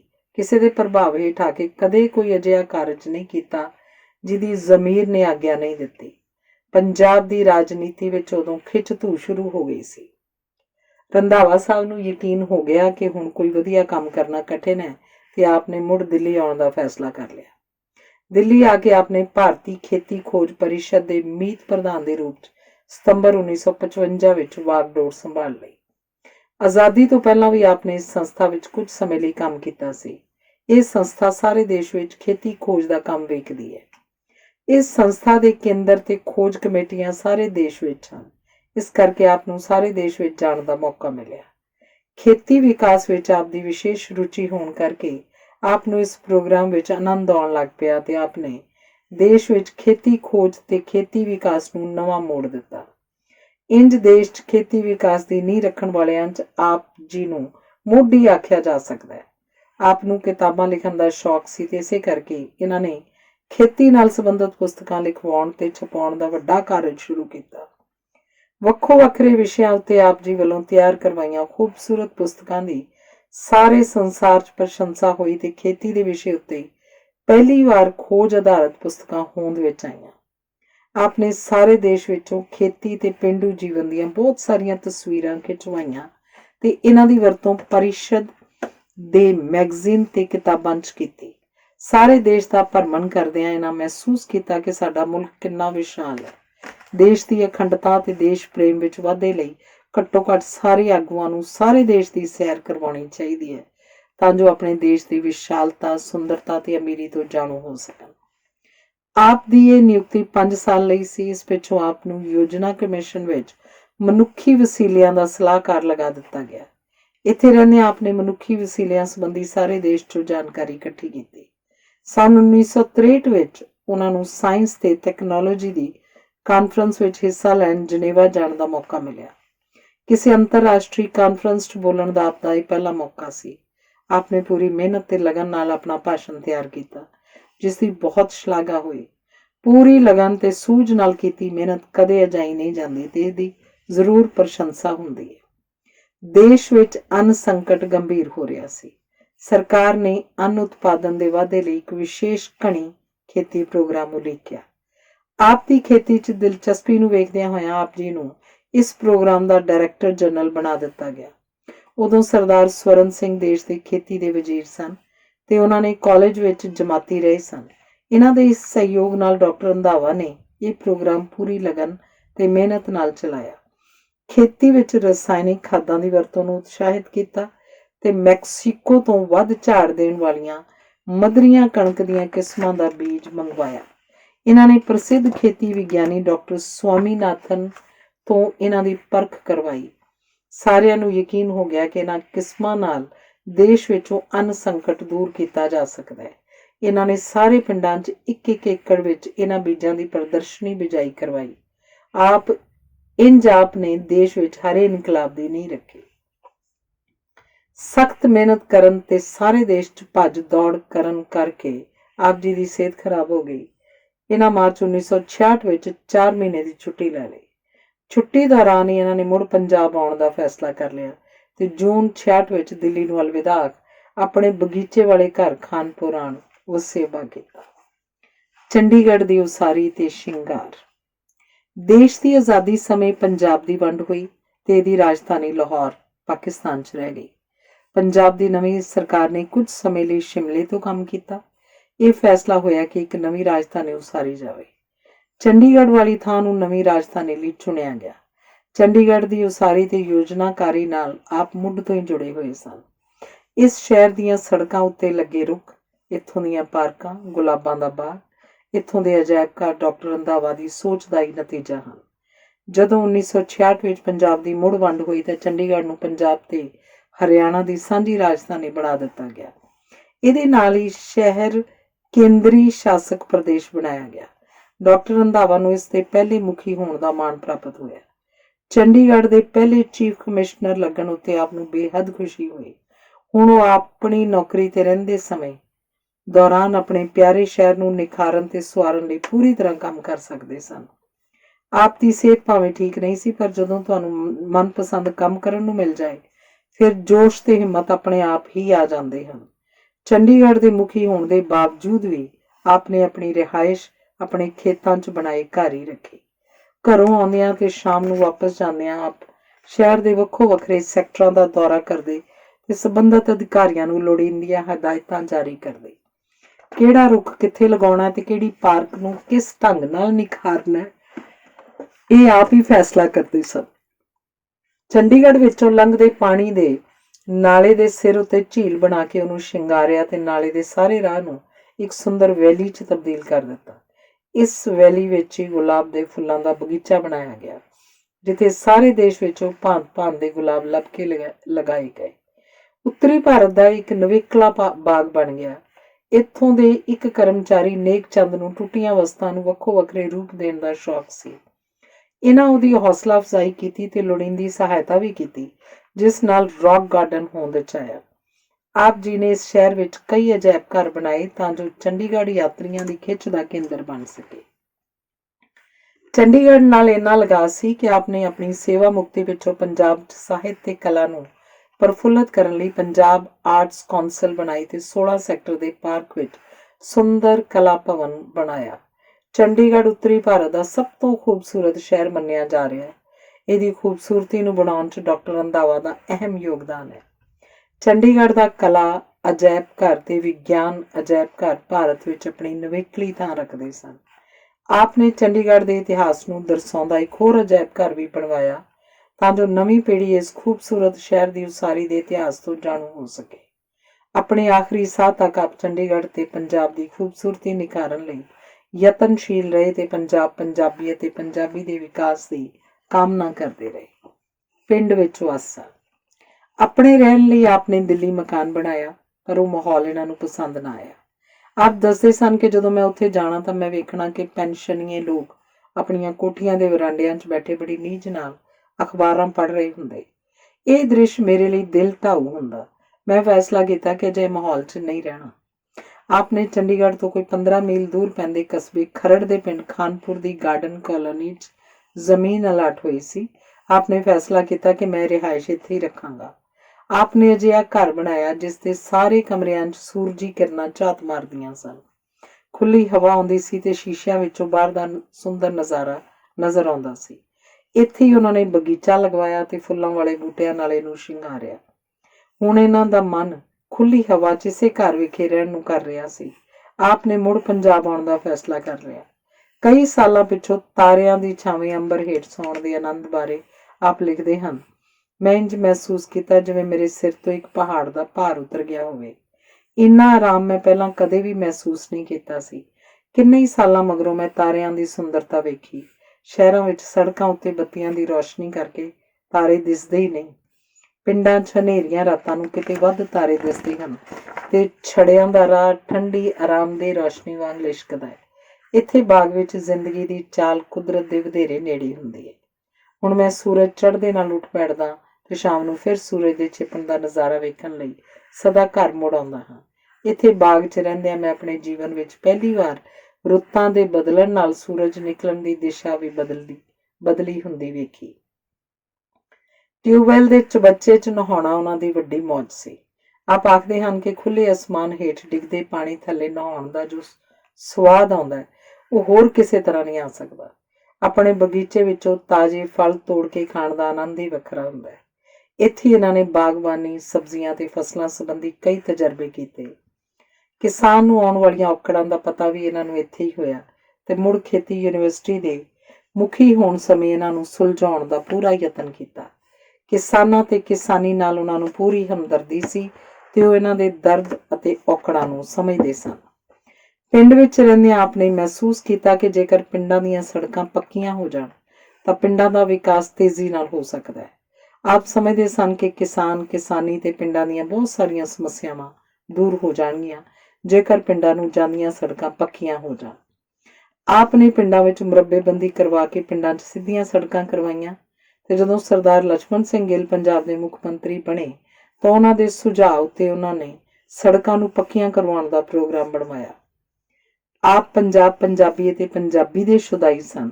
ਪੰਜਾਬ ਦੀ ਕਲਾ, ਸੱਭਿਆਚਾਰ ਤੇ ਬੋਲੀ ਦੇ ਵਿਕਾਸ ਲਈ ਭਰਪੂਰ ਯਤਨ ਕੀਤੇ। ਚਿੱਤਰਕਾਰਾਂ, ਕਲਾਕਾਰਾਂ ਤੇ ਲੇਖਕਾਂ ਨੂੰ ਉਤਸ਼ਾਹਿਤ ਕੀਤਾ ਤੇ ਉਹਨਾਂ ਦੀ ਮਾਲੀ ਸਹਾਇਤਾ ਵੀ ਕੀਤੀ। ਪੰਜਾਬ 'ਚ ਪੰਜਾਬੀ ਭਾਸ਼ਾ ਨੂੰ ਰਾਜ ਭਾਸ਼ਾ ਬਣਾਉਣ ਲਈ ਆਪ ਜੀ ਦੀ ਹੀ ਦੇਣ ਹੈ। ਇੰਨੇ ਵੱਡੇ ਅਹੁਦੇ ਉੱਤੇ ਰਹਿੰਦਿਆਂ ਵੀ ਉਹਨਾਂ ਹਮੇਸ਼ਾ ਸਾਦਾ ਜੀਵਨ ਜੀਵਿਆ, ਦੇਸੀ ਸੋਚ ਨੂੰ ਅਪਣਾਈ ਰੱਖਿਆ। ਖੇਤਾਂ ਦੇ ਬੰਨਿਆਂ ਤੇ ਬੈਠ ਕਿਸਾਨਾਂ ਤੇ ਵਿਗਿਆਨੀਆਂ ਨਾਲ ਵਿਚਾਰ ਵਟਾਂਦਰਾ ਕਰਦੇ ਆਪ ਜੀ ਨੂੰ ਆਮ ਵੇਖਿਆ ਜਾ ਸਕਦਾ ਸੀ। ਜਿੱਥੋਂ ਤੱਕ ਹੋ ਸਕਿਆ ਲੋੜਵੰਦਾਂ ਦੀ ਸਹਾਇਤਾ ਕੀਤੀ। ਸਾਰੀ ਉਮਰ ਇਮਾਨਦਾਰੀ, ਮਿਹਨਤ ਤੇ ਲਗਨ ਨਾਲ ਦੂਜਿਆਂ ਦੀ ਭਲਾਈ ਲਈ ਕੰਮ ਕੀਤਾ। ਆਪ ਆਪਣੇ ਅਸੂਲਾਂ ਤੇ ਕਾਇਮ ਰਹੇ। ਵੱਡੇ ਤੋਂ ਵੱਡੇ ਪ੍ਰਭਾਵ ਹੇਠ ਵੀ ਕਦੇ ਆਪਣੀ ਜ਼ਮੀਰ ਵਿਰੁੱਧ ਕੰਮ ਨਹੀਂ ਕੀਤਾ। ਵੱਡੇ ਲੋਕਾਂ ਦੀ ਨਾਰਾਜ਼ਗੀ ਦੀ ਪਰਵਾਹ ਨਾ ਕਰਦੇ ਹੋਇਆਂ ਹਮੇਸ਼ਾ ਧੌਣ ਉੱਚੀ ਚੁੱਕ ਕੇ ਜੀਵਨ ਜੀਵਿਆ। ਉਹ ਉਹੋ ਹੀ ਕਰਦੇ ਸਨ ਜਿਹਨੂੰ ਉਹ ਸਹੀ ਸਮਝਦੇ ਸਨ। ਤੁਰੰਤ ਫੈਸਲੇ ਲੈਂਦੇ ਸਨ। ਜੇਕਰ ਸੱਚ ਤੇ ਹੱਕ ਲਈ ਕਿਸੇ ਕਾਨੂੰਨ ਦੇ ਵਿਰੁੱਧ ਵੀ ਜਾਣਾ ਪਏ ਤਾਂ ਜਾਂਦੇ ਸਨ। ਕਈ ਵਾਰ ਇੰਝ ਮਹਿਸੂਸ ਹੁੰਦਾ ਹੈ ਕਿ ਉਹਨਾਂ ਅੰਦਰ ਕੋਈ ਦੈਵੀ ਸ਼ਕਤੀ ਸੀ। ਅਫਸਰ ਬਹੁਤ ਹੋਏ ਤੇ ਹੋਣਗੇ ਪਰ ਬਹੁਤ ਘੱਟ ਅਜਿਹੇ ਹਨ ਜਿਨ੍ਹਾਂ ਦਾ ਨਾਮ ਸਤਿਕਾਰ ਨਾਲ ਲਿਆ ਜਾਂਦਾ ਹੈ। ਡਾਕਟਰ ਰੰਧਾਵਾ ਉਹਨਾਂ ਵਿੱਚੋਂ ਇੱਕ ਸਨ। ਉਹ ਹਮੇਸ਼ਾ ਲਈ ਅਮਰ ਹਨ ਤੇ ਸਾਡੇ ਨੌਜਵਾਨਾਂ ਦਾ ਮਾਰਗਦਰਸ਼ਨ ਕਰਦੇ ਰਹਿਣਗੇ। Punjab agriculture university. ਪੰਜਾਬ ਦਾ ਪ੍ਰਸਿੱਧ ਖੇਤੀ ਕਾਲਜ ਲਾਇਲਪੁਰ ਦੇਸ਼ ਦੀ ਵੰਡ ਸਮੇਂ ਪਾਕਿਸਤਾਨ ਪਾਸੇ ਰਹਿ ਗਿਆ। ਇਸ ਪਾਸੇ ਨਵਾਂ ਖੇਤੀ ਕਾਲਜ ਬਣਾਉਣ ਲਈ ਆਪ ਜਦੋਂ ਮੁੜ ਵਸਾਊ ਮਹਿਕਮੇ ਦੇ ਮੁਖੀ ਸਨ ਤਾਂ ਲੁਧਿਆਣੇ ਵਿਖੇ ਕਾਲਜ ਦੀ ਉਸਾਰੀ ਲਈ 600 ਏਕੜ ਧਰਤੀ ਅਲਾਟ ਕੀਤੀ। ਜਦੋਂ ਦੇਸ਼ ਵਿੱਚ ਪੰਤ ਨਗਰ ਵਿਖੇ ਪਹਿਲੀ ਖੇਤੀ ਯੂਨੀਵਰਸਿਟੀ ਬਣੀ ਤਾਂ ਉਦੋਂ ਆਪ ਦਿੱਲੀ 'ਚ ਸਨ। ਆਪ ਨੇ ਪੰਜਾਬ ਦੇ ਮੁੱਖ ਮੰਤਰੀ ਪ੍ਰਤਾਪ ਸਿੰਘ ਕੈਰੋਂ ਨੂੰ ਚਿੱਠੀ ਲਿਖੀ ਕਿ ਪੰਜਾਬ ਵਿੱਚ ਵੀ ਖੇਤੀ ਯੂਨੀਵਰਸਿਟੀ ਬਣਾਈ ਜਾਵੇ। ਉਹਨਾਂ ਦੀ ਸਲਾਹ ਮੰਨਦਿਆਂ ਹੋਇਆਂ ਦੇਸ਼ ਦੀ ਦੂਜੀ ਖੇਤੀ ਯੂਨੀਵਰਸਿਟੀ ਲੁਧਿਆਣੇ ਬਣਾਈ ਗਈ। ਆਪ ਜੀ ਦੇ ਮਿੱਤਰ ਤੇ ਪੁਰਾਣੇ ਸਹਿਯੋਗੀ ਸ੍ਰੀ PN ਥਾਪਰ, ਜਿਹੜੇ ICS ਅਫਸਰ ਸਨ, ਨੂੰ ਪਹਿਲਾ ਵਾਈਸ ਚਾਂਸਲਰ ਬਣਾਇਆ ਗਿਆ। ਥਾਪਰ ਸਾਹਿਬ ਨੇ ਇਸ ਯੂਨੀਵਰਸਿਟੀ ਦੀ ਇੱਕ ਮਜ਼ਬੂਤ ਨੀਂਹ ਰੱਖੀ। ਡਾਕਟਰ ਰੰਧਾਵਾ ਉਹਨਾਂ ਪਿੱਛੋਂ ਇਸ ਯੂਨੀਵਰਸਿਟੀ ਦੇ ਮੁਖੀ ਬਣੇ। ਇਸ ਪਦਵੀ ਉੱਤੇ ਉਹਨਾਂ 2 ਪਾਰੀਆਂ ਭਾਵ 8 ਸਾਲ ਕੰਮ ਕੀਤਾ। ਡਾਕਟਰ ਥਾਪਰ ਨੇ ਯੂਨੀਵਰਸਿਟੀ ਦੀ ਜਿਹੜੀ ਮਜ਼ਬੂਤ ਨੀਂਹ ਰੱਖੀ ਸੀ ਉਸ ਉੱਤੇ ਇਹਨਾਂ ਨੇ ਸ਼ਾਨਦਾਰ ਉਸਾਰੀ ਕੀਤੀ। ਇੰਝ ਯੂਨੀਵਰਸਿਟੀ ਦੇਸ਼ ਵਿੱਚ ਹੀ ਪਹਿਲੇ ਨੰਬਰ ਉੱਤੇ ਨਹੀਂ ਆਈ, ਸਗੋਂ ਸੰਸਾਰ 'ਚ ਇਸ ਦਾ ਨਾਮ ਚਮਕਿਆ। ਰੰਧਾਵਾ ਸਾਹਿਬ ਨੇ ਇਸ ਯੂਨੀਵਰਸਿਟੀ ਦੇ ਦਰਵਾਜ਼ੇ ਪੰਜਾਬ ਦੇ ਕਿਸਾਨਾਂ ਲਈ ਖੋਲ੍ਹੇ। ਹੁਣ ਉਹ ਇਹਨੂੰ ਆਪਣਾ ਦੂਜਾ ਘਰ ਸਮਝਣ ਲੱਗ ਪਏ। ਕਿਸਾਨਾਂ ਦੇ ਰਹਿਣ ਲਈ ਆਪ ਜੀ ਨੇ ਸੁੰਦਰ ਕਿਸਾਨ ਘਰ ਬਣਾਇਆ, ਜਿਹਦਾ ਨਾਮ ਕੈਰੋਂ ਸਾਹਿਬ ਦੇ ਨਾਮ ਤੇ ਕੈਰੋਂ ਕਿਸਾਨ ਘਰ ਰੱਖਿਆ। ਯੂਨੀਵਰਸਿਟੀ ਦੇ ਨਾਲ ਖਾਲੀ ਪਈ ਧਰਤੀ ਸ਼ਹਿਰ ਦੀ ਗੰਦਗੀ ਦਾ ਘਰ ਬਣਿਆ ਸੀ। ਉੱਥੇ ਆਪ ਜੀ ਨੇ ਸੁੰਦਰ ਗੁਲਾਬ ਬਾਗ ਦੀ ਉਸਾਰੀ ਕਰਵਾਈ।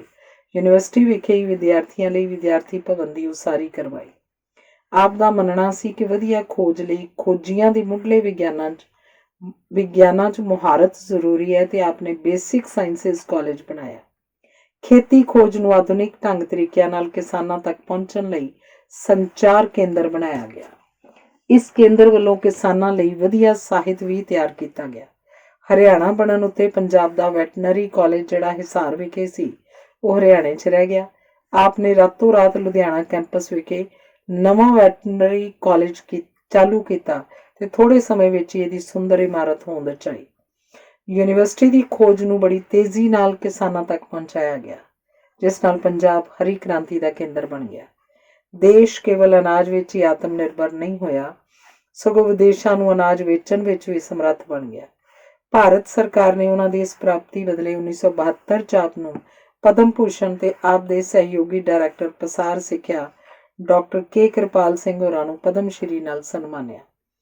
ਉਦੋਂ ਹੀ ਅਮਰੀਕਾ ਦੀ ਓਹਾਈਓ ਸਟੇਟ ਯੂਨੀਵਰਸਿਟੀ ਨੇ ਆਪ ਜੀ ਨੂੰ ਆਨਰੇਰੀ PhD ਦੀ ਡਿਗਰੀ ਦਿੱਤੀ। ਪੰਜਾਬ 'ਚ ਆਈ ਖੇਤੀ ਕ੍ਰਾਂਤੀ ਨੇ ਪੰਜਾਬੀਆਂ ਦਾ ਸਮਾਜਿਕ ਜੀਵਨ ਬਿਲਕੁਲ ਹੀ ਤਬਦੀਲ ਕਰ ਦਿੱਤਾ। ਨਵੀਆਂ ਪੀੜ੍ਹੀਆਂ ਦੀ ਜਾਣਕਾਰੀ ਲਈ ਕਿ ਇਸ ਤਬਦੀਲੀ ਤੋਂ ਪਹਿਲਾਂ ਪੰਜਾਬੀ ਕਿਵੇਂ ਰਹਿੰਦੇ ਸਨ, ਆਪਣੀ ਯੂਨੀਵਰਸਿਟੀ ਵਿਖੇ ਸਮਾਜਿਕ ਜੀਵਨ ਦਾ ਅਜਾਇਬ ਘਰ ਬਣਾਇਆ। ਇਹ ਸਾਰੇ ਦੇਸ਼ ਵਿੱਚ ਆਪਣੀ ਕਿਸਮ ਦਾ ਨਿਵੇਕਲਾ ਅਜਾਇਬ ਘਰ ਹੈ, ਜਿਹਨੂੰ ਰੋਜ਼ ਸੈਂਕੜੇ ਲੋਕ ਤੇ ਵਿਦਿਆਰਥੀ ਵੇਖਣ ਆਉਂਦੇ ਹਨ। ਇਸੇ ਤਰ੍ਹਾਂ ਆਪਣੇ ਉੱਤਰ ਭਾਰਤ ਦੇ ਪਾਣੀ ਵਸੀਲਿਆਂ ਬਾਰੇ ਜਾਣਕਾਰੀ ਦੇਣ ਲਈ ਸ੍ਰੀ ਉੱਪਲ ਹੋਰਾਂ ਤੋਂ ਇੱਕ ਹੋਰ ਅਜਾਇਬ ਘਰ ਬਣਵਾਇਆ, ਜਿਹੜਾ ਆਪਣੇ ਆਪ ਵਿੱਚ ਇੱਕ ਨਿਵੇਕਲਾ ਯਤਨ ਹੈ। ਯੂਨੀਵਰਸਿਟੀ 'ਚ ਇੱਕ ਆਧੁਨਿਕ ਲਾਇਬ੍ਰੇਰੀ ਦਾ ਹੋਣਾ ਜ਼ਰੂਰੀ ਹੈ। ਆਪ ਜੀ ਨੇ ਇੱਕ ਆਧੁਨਿਕ ਲਾਇਬ੍ਰੇਰੀ ਬਣਾਈ, ਜਿਸ ਨੂੰ ਦੇਸ਼ ਦੀਆਂ ਵਧੀਆ ਲਾਇਬ੍ਰੇਰੀਆਂ ਵਿੱਚੋਂ ਗਿਣਿਆ ਗਿਆ। ਇਸ ਵਿੱਚ ਬੈਠ ਕੇ ਕੁਦਰਤੀ ਚਾਨਣ ਨਾਲ ਬਾਹਰਲੇ ਸੁੰਦਰ ਦ੍ਰਿਸ਼ ਵੇਖਦਿਆਂ ਹੋਇਆਂ ਪੜ੍ਹਿਆ ਜਾ ਸਕਦਾ ਹੈ। ਪਿੱਛੋਂ ਇਹਦਾ ਨਾਮ ਆਪ ਜੀ ਦੇ ਨਾਮ ਉੱਤੇ ਮਹਿੰਦਰ ਸਿੰਘ ਰੰਧਾਵਾ ਲਾਇਬ੍ਰੇਰੀ ਰੱਖਿਆ ਗਿਆ। ਲਾਇਬ੍ਰੇਰੀ ਦੇ ਅੰਦਰ ਵੀ ਇਹਨਾਂ ਨੇ 2 ਛੋਟੇ ਅਜਾਇਬ ਘਰ ਬਣਾਏ। ਇੱਕ ਵਿੱਚ ਮਨੁੱਖੀ ਵਿਕਾਸ ਵਿਖਾਇਆ ਗਿਆ ਤੇ ਦੂਜੇ ਵਿੱਚ ਦੇਸ਼ ਦੇ ਉੱਘੇ ਖੇਤੀ ਵਿਗਿਆਨੀਆਂ ਬਾਰੇ ਜਾਣਕਾਰੀ ਦਿੱਤੀ ਗਈ ਹੈ। ਯੂਨੀਵਰਸਿਟੀ ਦੀਆਂ ਸੜਕਾਂ ਨੂੰ ਸੁੰਦਰ ਫੁੱਲਾਂ ਵਾਲੇ ਰੁੱਖਾਂ ਨਾਲ ਸ਼ਿੰਗਾਰਿਆ। ਕਿਸਾਨਾਂ ਨੂੰ ਆਪਣੇ ਫਾਰਮ ਹਾਊਸ ਬਣਾਉਣ ਲਈ ਮੁਫਤ ਸਲਾਹ ਦਿੱਤੀ ਜਾਣ ਲੱਗ ਪਈ। ਲੁਧਿਆਣੇ ਦਾ ਮਿਲਕ ਪਲਾਂਟ ਵੀ ਇਹਨਾਂ ਦੀ ਦੇਖ ਰੇਖ ਹੇਠ ਯੂਨੀਵਰਸਿਟੀ ਵੱਲੋਂ ਹੀ ਬਣਾਇਆ ਗਿਆ। ਸੇਵਾ ਮੁਕਤੀ ਪਿੱਛੋਂ ਵੀ ਆਪ ਆਪਣੇ ਆਖਰੀ ਸਮੇਂ ਤੱਕ ਯੂਨੀਵਰਸਿਟੀ ਦੇ ਪ੍ਰਬੰਧਕੀ ਬੋਰਡ ਦੇ ਮੈਂਬਰ ਬਣੇ ਰਹੇ ਤੇ ਆਪਣੇ ਵਡਮੁੱਲੇ ਵਿਚਾਰਾਂ ਨਾਲ ਇੱਥੋਂ ਦੇ ਵਿਗਿਆਨੀਆਂ ਦੀ ਰਹਿਨੁਮਾਈ ਕਰਦੇ ਰਹੇ। ਇਸ ਸਮੇਂ ਆਪਣੇ ਫਾਰਮ ਹਾਊਸ ਵਿੱਚ ਬੈਠ ਭਾਰਤ ਦੀ ਖੇਤੀ ਦਾ ਇਤਿਹਾਸ ਲਿਖਿਆ। ਇਸ ਨੂੰ ਭਾਰਤੀ ਖੇਤੀ ਖੋਜ ਪਰਿਸ਼ਦ ਵੱਲੋਂ 4 ਜਿਲਦਾਂ 'ਚ ਛਾਪਿਆ ਗਿਆ। ਇਸ ਤੋਂ ਵਿਸਤ੍ਰਿਤ ਭਾਰਤ ਦਾ, ਵਿਸ਼ੇਸ਼ ਕਰਕੇ ਇੱਥੋਂ ਦੀ ਖੇਤੀ ਦਾ ਇਤਿਹਾਸ ਪਹਿਲਾਂ ਕਦੇ ਨਹੀਂ ਸੀ ਲਿਖਿਆ ਗਿਆ। ਆਪ ਜੀ 3 ਮਾਰਚ 1986 ਨੂੰ ਇਸ ਸੰਸਾਰ ਨੂੰ ਅਲਵਿਦਾ ਆਖ ਗਏ। ਆਪ ਜੀ ਦੇ ਆਖਰੀ ਦਰਸ਼ਨਾਂ ਨੂੰ ਹਜ਼ਾਰਾਂ ਦੀ ਗਿਣਤੀ 'ਚ ਲੋਕ ਪੁੱਜੇ ਸਨ। ਉਹਨਾਂ ਦੀਆਂ ਅੱਖਾਂ ਵਿੱਚੋਂ ਹੰਝੂ ਤੇ ਰੰਧਾਵੇ ਦੀਆਂ ਮਿਹਰਬਾਨੀਆਂ ਦੀਆਂ ਕਹਾਣੀਆਂ ਸੁਣ ਇਸ ਮਨੁੱਖ ਦੀ ਮਹਾਨਤਾ ਦਾ ਅੰਦਾਜ਼ਾ ਲਗਾਇਆ ਜਾ ਸਕਦਾ ਹੈ। ਯੂਨੀਵਰਸਿਟੀ ਵਿਖੇ ਆਪ ਨੇ ਪੱਥਰਾਂ ਉੱਤੇ ਵੀ ਕਵਿਤਾਵਾਂ ਉਕਰੀਆਂ। ਧਰਤੀਏ ਪਿਆਰ ਕਰਿੰਦੀਏ, ਤੇਰਾ ਮੱਥਾ ਨੂਰੋ ਨੂਰ। ਜੀਵਨ ਨਿਚੋੜ। ਡਾਕਟਰ ਮਹਿੰਦਰ ਸਿੰਘ ਰੰਧਾਵਾ ਦਾ ਜੀਵਨ ਬਹੁਤ ਦਿਸ਼ਾਵੀ ਤੇ ਚੁਣੌਤੀਆਂ ਭਰਿਆ ਸੀ। ਆਪਣੇ ਅਨੁਭਵਾਂ ਤੇ ਆਧਾਰਿਤ ਉਹਨਾਂ ਜੀਵਨ ਦੇ ਬਹੁਤ ਸਾਰੇ ਨਿਚੋੜ ਕੱਢੇ ਹਨ। ਇਹਨਾਂ ਵਿੱਚੋਂ ਕੁਝ ਇੱਥੇ ਪੇਸ਼ ਕੀਤੇ ਜਾ ਰਹੇ ਤਾਂ ਜੋ ਸਾਡੇ ਬੱਚੇ ਇਹਨਾਂ ਨੂੰ ਪੜ੍ਹ ਕੇ ਮਨ 'ਚ ਵਸਾ ਲੈਣ। ਇਹਨਾਂ ਤੋਂ ਸਬਕ ਸਿੱਖ ਕੇ ਆਪਣੇ ਜੀਵਨ ਨੂੰ ਸਫਲ ਤੇ ਸੁਖਾਵਾਂ ਬਣਾ ਸਕਦੇ ਹਾਂ।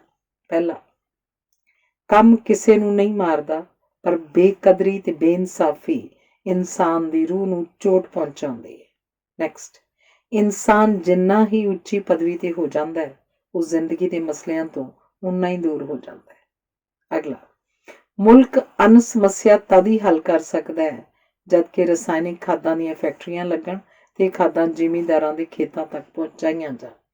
ਅਗਲਾ, ਜਦ ਰੋਟੀ ਲਈ 2 ਬਿੱਲੀਆਂ 'ਚ ਲੜਾਈ ਹੁੰਦੀ ਹੈ ਤਾਂ ਬਾਂਦਰ ਵੰਡ ਹੋ ਹੀ ਜਾਂਦੀ ਹੈ। ਅਗਲਾ, ਇਸ ਮੁਲਕ ਵਿੱਚ ਖੁਸ਼ਾਮਦ ਦਾ ਬਹੁਤ ਰਿਵਾਜ ਹੈ।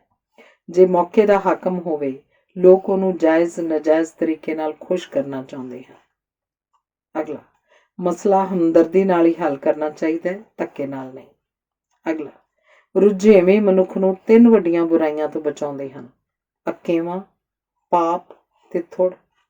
ਅਗਲਾ, ਬਹੁਤਿਆਂ ਲਈ ਰਿਟਾਇਰ ਹੋਣ ਦਾ ਅਰਥ ਕੁਝ ਨਾ ਕਰਨਾ ਹੈ। ਤਾਕਤ ਖੁੱਸ ਜਾਣ ਦਾ ਦੁੱਖ ਸਹਾਰਨਾ ਵੀ ਔਖਾ ਹੋ ਜਾਂਦਾ ਹੈ। ਅਗਲਾ, ਗਰਮ ਦੇਸ਼ਾਂ ਵਿੱਚ ਸਿਉਂਕ ਦਾ ਹਮਲਾ ਵਧੇਰੇ ਹੁੰਦਾ ਹੈ। ਪੁਸਤਕਾਂ ਦਾ ਪਹਿਲਾ ਸ਼ਿਕਾਰ ਬਣਦੀਆਂ ਹਨ। ਇਸ ਤੋਂ ਇਹ ਸਮਝ ਪੈਂਦੀ ਹੈ ਕਿ ਗਰਮ ਦੇਸ਼ਾਂ ਵਿੱਚ ਗਿਆਨ ਠੰਡੇ ਦੇਸ਼ਾਂ ਜਿੰਨਾ ਕਿਉਂ ਨਾ ਪ੍ਰਫੁੱਲਤ ਹੋ ਸਕਿਆ। ਅਗਲਾ, ਕਈ ਲੋਕ ਸਮਝਦੇ ਹਨ ਕਿ ਖੇਤੀ ਪੈਸੇ ਬਣਾਉਣ ਦੀ ਟਕਸਾਲ ਹੈ। ਸਾਡੇ ਤਜਰਬੇ ਵਿੱਚ ਖੇਤੀ ਸਿਰਫ ਮਿਹਨਤ ਤੇ ਮੁਸ਼ੱਕਤ ਹੈ। ਜੇਕਰ ਸਾਰੇ ਖਰਚੇ ਕੱਢ ਲਓ ਤਾਂ ਬਰਾਏ ਨਾਮ ਹੀ ਕੁਝ ਬਚਦਾ ਹੈ। ਅਗਲਾ, ਖੇਤੀ ਉਹਨਾਂ ਦੀ ਕਾਮਯਾਬ ਹੈ ਜੋ ਬਾਹਰੋਂ ਪੈਸਾ ਲਿਆ ਕੇ ਖਰਚਦੇ ਹਨ। ਜਿਹੜੇ ਕੇਵਲ ਖੇਤੀ ਉੱਤੇ ਨਿਰਭਰ ਹਨ ਉਹ ਹੁਣ ਵੀ ਪਰਨੇ ਬੰਨੀ ਫਿਰਦੇ ਹਨ ਤੇ ਮੈਲੀਆਂ ਕਮੀਜ਼ਾਂ ਪਹਿਨਦੇ ਹਨ। ਅਗਲਾ, ਸ਼ਹਿਰੀਏ ਤਾਂ ਫਲਾਂ ਨੂੰ ਦੁਕਾਨਾਂ ਉੱਤੇ ਟੋਕਰੀਆਂ 'ਚ ਸਜੇ ਹੀ ਵੇਖਦੇ ਹਨ।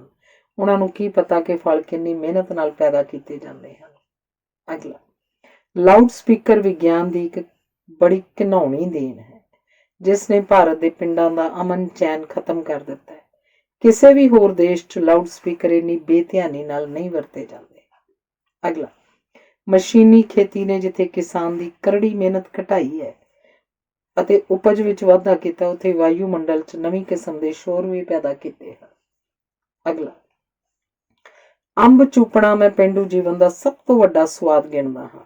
ਮੈਂ ਭਰਿਆ ਟੋਕਰਾ ਚੂਪ ਜਾਂਦਾ ਹਾਂ। ਅਗਲਾ, ਸਾਡੇ ਲੋਕ ਮੁਹੱਬਤੀ ਹਨ ਤੇ ਪ੍ਰਾਹੁਣਚਾਰੀ 'ਚ ਇਹਨਾਂ ਦਾ ਕੋਈ ਮੁਕਾਬਲਾ ਨਹੀਂ ਕਰਦਾ। ਕਦੇ ਵੀ ਓਪਰੇ ਆਦਮੀ ਨੂੰ ਪਿੰਡ ਵਿੱਚੋਂ ਭੁੱਖਾ ਨਹੀਂ ਜਾਣ ਦੇਣਗੇ, ਚਾਹੇ ਆਪ ਕਿੰਨੇ ਵੀ ਗਰੀਬ ਕਿਉਂ ਨਾ ਹੋਣ। ਅਗਲਾ, ਜਿਵੇਂ ਜਿਸਮ ਨੂੰ ਖੁਰਾਕ ਦੀ ਲੋੜ ਹੈ, ਇਵੇਂ ਰੂਹ ਨੂੰ ਖੁਸ਼ੀ ਦੀ ਲੋੜ ਹੈ ਜਿਹੜੀ ਕੁਦਰਤੀ ਨਜ਼ਾਰਿਆਂ ਤੋਂ ਪ੍ਰਾਪਤ ਹੁੰਦੀ ਹੈ। ਅਗਲਾ, ਚਿੱਟਾ ਰੰਗ ਪਵਿੱਤਰਤਾ ਦੀ ਨਿਸ਼ਾਨੀ ਹੈ ਤੇ ਗੁਲਾਬੀ ਰੰਗ ਇਨਸਾਨ ਦੇ ਪਿਆਰ ਜਜ਼ਬਿਆਂ ਦਾ ਚਿੰਨ੍ਹ ਹੈ। ਫੁੱਲਾਂ ਤੋਂ ਨਾ ਸਿਰਫ ਫਲ ਤੇ ਅੰਨ ਪੈਦਾ ਹੁੰਦੇ ਹਨ, ਇਹ ਫੁੱਲ ਹੀ ਹਨ ਜਿਨ੍ਹਾਂ ਨੇ ਸਾਨੂੰ ਬਣਮਾਨਸ ਤੋਂ ਇਨਸਾਨ ਬਣਾਇਆ ਹੈ। ਅਸੀਂ ਦਿਲ ਵਾਲੇ ਲੋਕ ਹਾਂ ਤੇ ਵੰਡ ਖਾਣਾ ਅੱਛਾ ਸਮਝਦੇ ਹਾਂ। ਅਗਲਾ, ਸਾਇੰਸ ਨੇ ਆਰਾਮ ਤਾਂ ਖੂਬ ਪੈਦਾ ਕਰ ਦਿੱਤੇ ਹਨ ਪਰ ਇਨਸਾਨੀ ਦਿਲਾਂ ਨੂੰ ਪਚੀੜ ਦਿੱਤਾ ਹੈ। ਅਗਲਾ, ਧੁੱਪ ਤੇ ਬੱਦਲਾਂ ਦੀ ਲੁਕਣ ਮੀਟੀ ਪੰਜਾਬ ਦੀਆਂ ਚੋਟੀਆਂ ਉੱਤੇ ਅਦੁੱਤੀ ਨਜ਼ਾਰਾ ਬੰਨ੍ਹਦੀ ਹੈ। ਅਗਲਾ, ਜਿਹੋ ਜਿਹਾ ਕਿਸੇ ਦਾ ਸੁਭਾਅ ਹੋਵੇ ਉਹੋ ਜਿਹੀਆਂ ਚੀਜ਼ਾਂ ਹੀ ਉਹਨੂੰ ਵਿਖਾਈ ਦਿੰਦੀਆਂ। ਅਗਲਾ, ਜਦੋਂ ਲੋਕ ਇੱਕ ਕਾਮਯਾਬ ਵਿਅਕਤੀ ਵੱਲ ਵੇਖਦੇ ਹਨ ਤਾਂ ਸਮਝਦੇ ਹਨ ਕਿ ਇਹਦਾ ਜੀਵਨ ਬੜਾ ਸੁਖੀ ਰਿਹਾ ਹੋਏਗਾ ਤੇ ਇਹਨੇ ਕੋਈ ਵੀ ਤਕਲੀਫ ਨਹੀਂ ਵੇਖੀ ਹੋਣੀ। ਉਹ ਇਹ ਨਹੀਂ ਸੋਚਦੇ ਕਿ ਕਾਮਯਾਬੀ ਕਿੰਨੀਆਂ ਮੁਸੀਬਤਾਂ ਦਾ ਸਾਹਮਣਾ ਕਰਕੇ ਹਾਸਲ ਹੁੰਦੀ ਹੈ। ਅਗਲਾ, ਇਨਸਾਨ ਬਣਦਾ ਹੀ ਮੁਸੀਬਤਾਂ ਦਾ ਮੁਕਾਬਲਾ ਕਰਕੇ ਹੈ। ਜਿਵੇਂ ਲੋਹਾ ਅੱਗ ਦੇ ਸੇਕ ਨਾਲ ਬਣਦਾ ਹੈ, ਇਵੇਂ ਇਨਸਾਨੀ ਜ਼ਿੰਦਗੀ ਬੜਾ ਭਾਰੀ ਘੋਲ ਹੈ। ਔਕੜਾਂ ਦਾ ਸਾਹਮਣਾ ਕਰਕੇ ਹੀ ਆਦਮੀ ਬਣਦਾ ਹੈ। ਅਗਲਾ, ਜਿਸ ਘਰ 'ਚ ਆਗਿਆਕਾਰੀ ਇਸਤਰੀ ਹੈ ਉਹ ਘਰ ਹੀ ਸਵਰਗ ਹੈ। ਅਗਲਾ, ਅਸੀਂ ਪੰਜਾਬੀ ਮਿੱਟੀ ਦੀ ਕਦਰ ਨਹੀਂ ਪਾਉਂਦੇ ਕਿਉਂਕਿ ਸਾਡੀ ਮਿੱਟੀ ਦੀਆਂ ਤਹਿਆਂ ਬਹੁਤ ਡੂੰਘੀਆਂ ਹਨ। ਇਸ ਦੀ ਕਦਰ ਪਥਰੀਲੇ ਟਾਪੂਆਂ ਨੂੰ ਵੇਖਣ ਪਿੱਛੋਂ ਹੁੰਦੀ ਹੈ ਤੇ ਅਸੀਂ ਅਨੁਭਵ ਕਰ ਸਕਦੇ ਹਾਂ ਕਿ ਅਸੀਂ ਪੰਜਾਬੀ ਕਿੰਨੇ ਖੁਸ਼ਕਿਸਮਤ ਹਾਂ। ਅਗਲਾ, ਮੈਂ ਸੋਚਿਆ ਕਿ ਵੱਡੇ ਟਰੈਕਟਰ ਤਾਂ ਸਾਡੇ ਹਿੰਦੁਸਤਾਨੀ ਕਿਸਾਨ ਰੱਖ ਨਹੀਂ ਸਕਦੇ, ਪਰ ਇੱਕ ਅਜਿਹੀ ਕਾਢ ਹੈ ਜਿਸ ਨੂੰ ਆਮ ਪ੍ਰਚਲਿਤ ਕੀਤਾ ਜਾਏ ਤਾਂ ਖੇਤੀ 'ਚ ਕਾਫੀ ਸੁਧਾਰ ਹੋ ਸਕਦਾ ਹੈ। ਇਹ ਕਾਢ ਬਿਜਲਈ ਮੋਟਰ ਦੀ ਹੈ ਜੋ ਅੱਧੀ ਹਾਰਸ ਪਾਵਰ ਤੋਂ ਲੈ ਕੇ 5 ਹਾਰਸ ਪਾਵਰ ਦੀ ਹੁੰਦੀ ਹੈ। ਅਗਲਾ, ਚੰਗੀ ਖੇਤੀ ਲਈ ਪਾਣੀ ਦਾ ਪ੍ਰਬੰਧ ਸਭ ਤੋਂ ਜ਼ਰੂਰੀ ਹੈ। ਪਾਣੀ ਤੋਂ ਬਿਨਾਂ ਜ਼ਮੀਨ ਰੱਖਣੀ ਬੇਕਾਰ ਹੈ। ਅਗਲਾ, ਮੈਨੂੰ ਕੁਦਰਤ ਨਾਲ ਬੜਾ ਪਿਆਰ ਹੈ। ਨਾ ਸਿਰਫ ਰੰਗਦਾਰ ਫੁੱਲਾਂ ਤੇ ਬੂਟਿਆਂ ਨੂੰ ਹੀ ਮੈਂ ਚੰਗਾ ਸਮਝਦਾ, ਸਗੋਂ ਚੰਨ ਤਾਰਿਆਂ ਦਾ ਵੀ ਪ੍ਰੇਮੀ ਹਾਂ। ਅਗਲਾ, ਲੋਕ ਭਲਾਈ ਦੇ ਕੰਮਾਂ 'ਚ ਰੁਕਾਵਟ ਨਹੀਂ ਪਾਉਣੀ ਚਾਹੀਦੀ ਕਿਉਂਕਿ ਪਤਾ ਨਹੀਂ ਅਸੀਂ ਕਿੰਨੇ ਦਿਨ ਜਿਉਣਾ ਹੈ ਤੇ ਕਦੋਂ ਮਰਨਾ ਹੈ। ਅਗਲਾ, ਮਨੁੱਖ ਸਿਰਫ ਪੈਸਾ ਕਮਾਉਣ ਲਈ ਹੀ ਪੈਦਾ ਨਹੀਂ ਹੋਇਆ, ਸਗੋਂ ਕੰਮ ਕਰਨ ਲਈ ਪੈਦਾ ਹੋਇਆ। ਜੋ ਉਹ ਪੈਦਾ ਕਰੇ ਵੰਡ ਕੇ ਖਾਵੇ। ਅਗਲਾ, ਕਿਸੇ ਦੇਸ਼ ਦੀ ਸੁੰਦਰਤਾ ਉਹਦੇ ਕੁਦਰਤੀ ਨਜ਼ਾਰਿਆਂ ਕਰਕੇ ਹੀ ਨਹੀਂ ਹੁੰਦੀ, ਸਗੋਂ ਉਹਦੇ ਲੋਕਾਂ ਕਰਕੇ ਵੀ ਹੁੰਦੀ ਹੈ। ਅਗਲਾ, ਜੋ ਪਿਆਰ ਤੇ ਸਨੇਹ ਪੰਜਾਬ ਦੇ ਪੇਂਡੂ ਲੋਕਾਂ ਵਿੱਚ ਹੈ ਸ਼ਾਇਦ ਹੀ ਦੁਨੀਆ ਦੇ ਹੋਰ ਲੋਕਾਂ 'ਚ ਹੋਵੇ। ਆਪਣੀ ਤਕਲੀਫ ਤਾਂ ਸਮਝਦੇ ਨਹੀਂ ਤੇ ਜ਼ਰੂਰਤ ਵੇਲੇ ਸਭ ਕੁਝ ਵਾਰਨ ਨੂੰ ਤਿਆਰ ਹੋ ਜਾਂਦੇ ਹਨ। ਅਗਲਾ, ਕੁਦਰਤ ਦੀ ਖੂਬਸੂਰਤੀ ਤੇ ਪਹਾੜਾਂ ਦੀ ਚੁੱਪ ਦੁਨੀਆ ਦੇ ਸਭ ਝਗੜੇ ਝੇੜੇ ਭੁਲਾ ਦਿੰਦੀ ਹੈ ਤੇ ਮਨੁੱਖ ਮਹਿਸੂਸ ਕਰਦਾ ਹੈ ਕਿ ਉਹ ਵੱਡੀ ਤਾਕਤ ਜਿਸ ਨੇ ਸਾਰਾ ਖੇਲ ਰਚਾਇਆ ਹੈ ਪਹਾੜਾਂ ਤੇ ਜੰਗਲਾਂ ਦੀ ਸ਼ਾਂਤੀ ਵਿੱਚ ਹੀ ਵਸਦੀ ਹੈ। ਅਸੀਂ ਇਸ ਸੂਖਸ਼ਮ ਰੂਹ ਨੂੰ ਗੁਰਦੁਆਰਿਆਂ ਮੰਦਰਾਂ ਚੋਂ ਲਾਊਡ ਸਪੀਕਰਾਂ ਦਾ ਸ਼ੋਰ ਮਚਾ ਕੇ ਦੂਰ ਭਜਾ ਦਿੰਦੇ ਹਾਂ, ਜਿਵੇਂ ਸਾਰੇ ਲੋਕ ਤਾੜੀ ਮਾਰ ਕੇ ਬਨੇਰੇ ਤੋਂ ਕਾਂ ਉਡਾ ਦਿੰਦੇ ਹਨ। ਮਜਦ ਦੇ ਜਨੂਨੀ ਇਸ ਪਵਿੱਤਰ ਸੁੰਦਰਤਾ ਨੂੰ ਗਿਰਜਿਆਂ ਮੰਦਰਾਂ ਤੇ ਮਸੀਤਾਂ ਦੀ ਚਾਰ ਦੀਵਾਰੀ 'ਚ ਘੇਰਨ ਦੀ ਕੋਸ਼ਿਸ਼ ਕਰਦੇ ਹਨ, ਪਰ ਇਸ ਨੂੰ ਪਾ ਨਹੀਂ ਸਕਦੇ। ਅਗਲਾ, ਦੋ ਕੰਮ ਇਕੱਠੇ ਕਦੇ ਨਹੀਂ ਹੋ ਸਕਦੇ, ਨਾ ਰੋਟੀ ਨਾ ਸਵਾਦ ਨਾ ਗੱਲਾਂ ਦਾ ਮਜ਼ਾ। ਧਿਆਨ ਨਾਲ ਖਾਣ ਦਾ ਸਵਾਦ ਮਾਣੋ ਤੇ ਇਸ ਤੋਂ ਵਿਹਲੇ ਹੋ ਕੇ ਗੱਲਾਂ ਕਰ ਲਓ। ਅਗਲਾ, ਸਭ ਤੋਂ ਸਵਾਦਲਾ ਕੰਮ ਕਿਸੇ ਦਾ ਗੁਪਤ ਭਲਾ ਕਰਨਾ ਹੁੰਦਾ ਹੈ। ਅਗਲਾ, ਜਿੰਨੇ ਪੈਸੇ ਅਮੀਰ ਲੋਕ ਫਜ਼ੂਲ ਖਰਚੀ ਤੇ ਖਰਚਦੇ ਹਨ, ਉਸ ਤੋਂ ਚੌਥਾ ਹਿੱਸਾ ਵੀ ਕਿਤਾਬਾਂ ਤੇ ਤਸਵੀਰਾਂ ਤੇ ਖਰਚਣ ਤਾਂ ਨਾ ਸਿਰਫ ਸਾਹਿਤ ਤੇ ਕਲਾ ਵਧਣ ਫੁੱਲਣ ਲੱਗ ਜਾਏ, ਸਗੋਂ ਇਹਨਾਂ ਦੀਆਂ ਰੂਹਾਂ ਵੀ ਸੂਖਮ ਖਿਆਲਾਂ ਦੇ ਜਜ਼ਬਿਆਂ ਨੂੰ ਸਮਝਣ ਲੱਗ ਪੈਣ। ਸੱਚ ਵਿੱਚ ਬੜੀ ਤਾਕਤ ਹੁੰਦੀ ਹੈ। ਅਗਲਾ, ਕਿੰਨਾ ਵੀ ਖਤਰਾ ਹੋਵੇ, ਜੇ ਤੁਸੀਂ ਹੌਸਲੇ 'ਚ ਦ੍ਰਿੜ ਹੋਵੋ ਤੇ ਹੌਸਲਾ ਰੱਖੋ ਤਾਂ ਬੜੇ ਭੀੜ ਵੀ ਤੁਹਾਡੇ ਤੋਂ ਭੈਭੀਤ ਹੋ ਜਾਣਗੇ।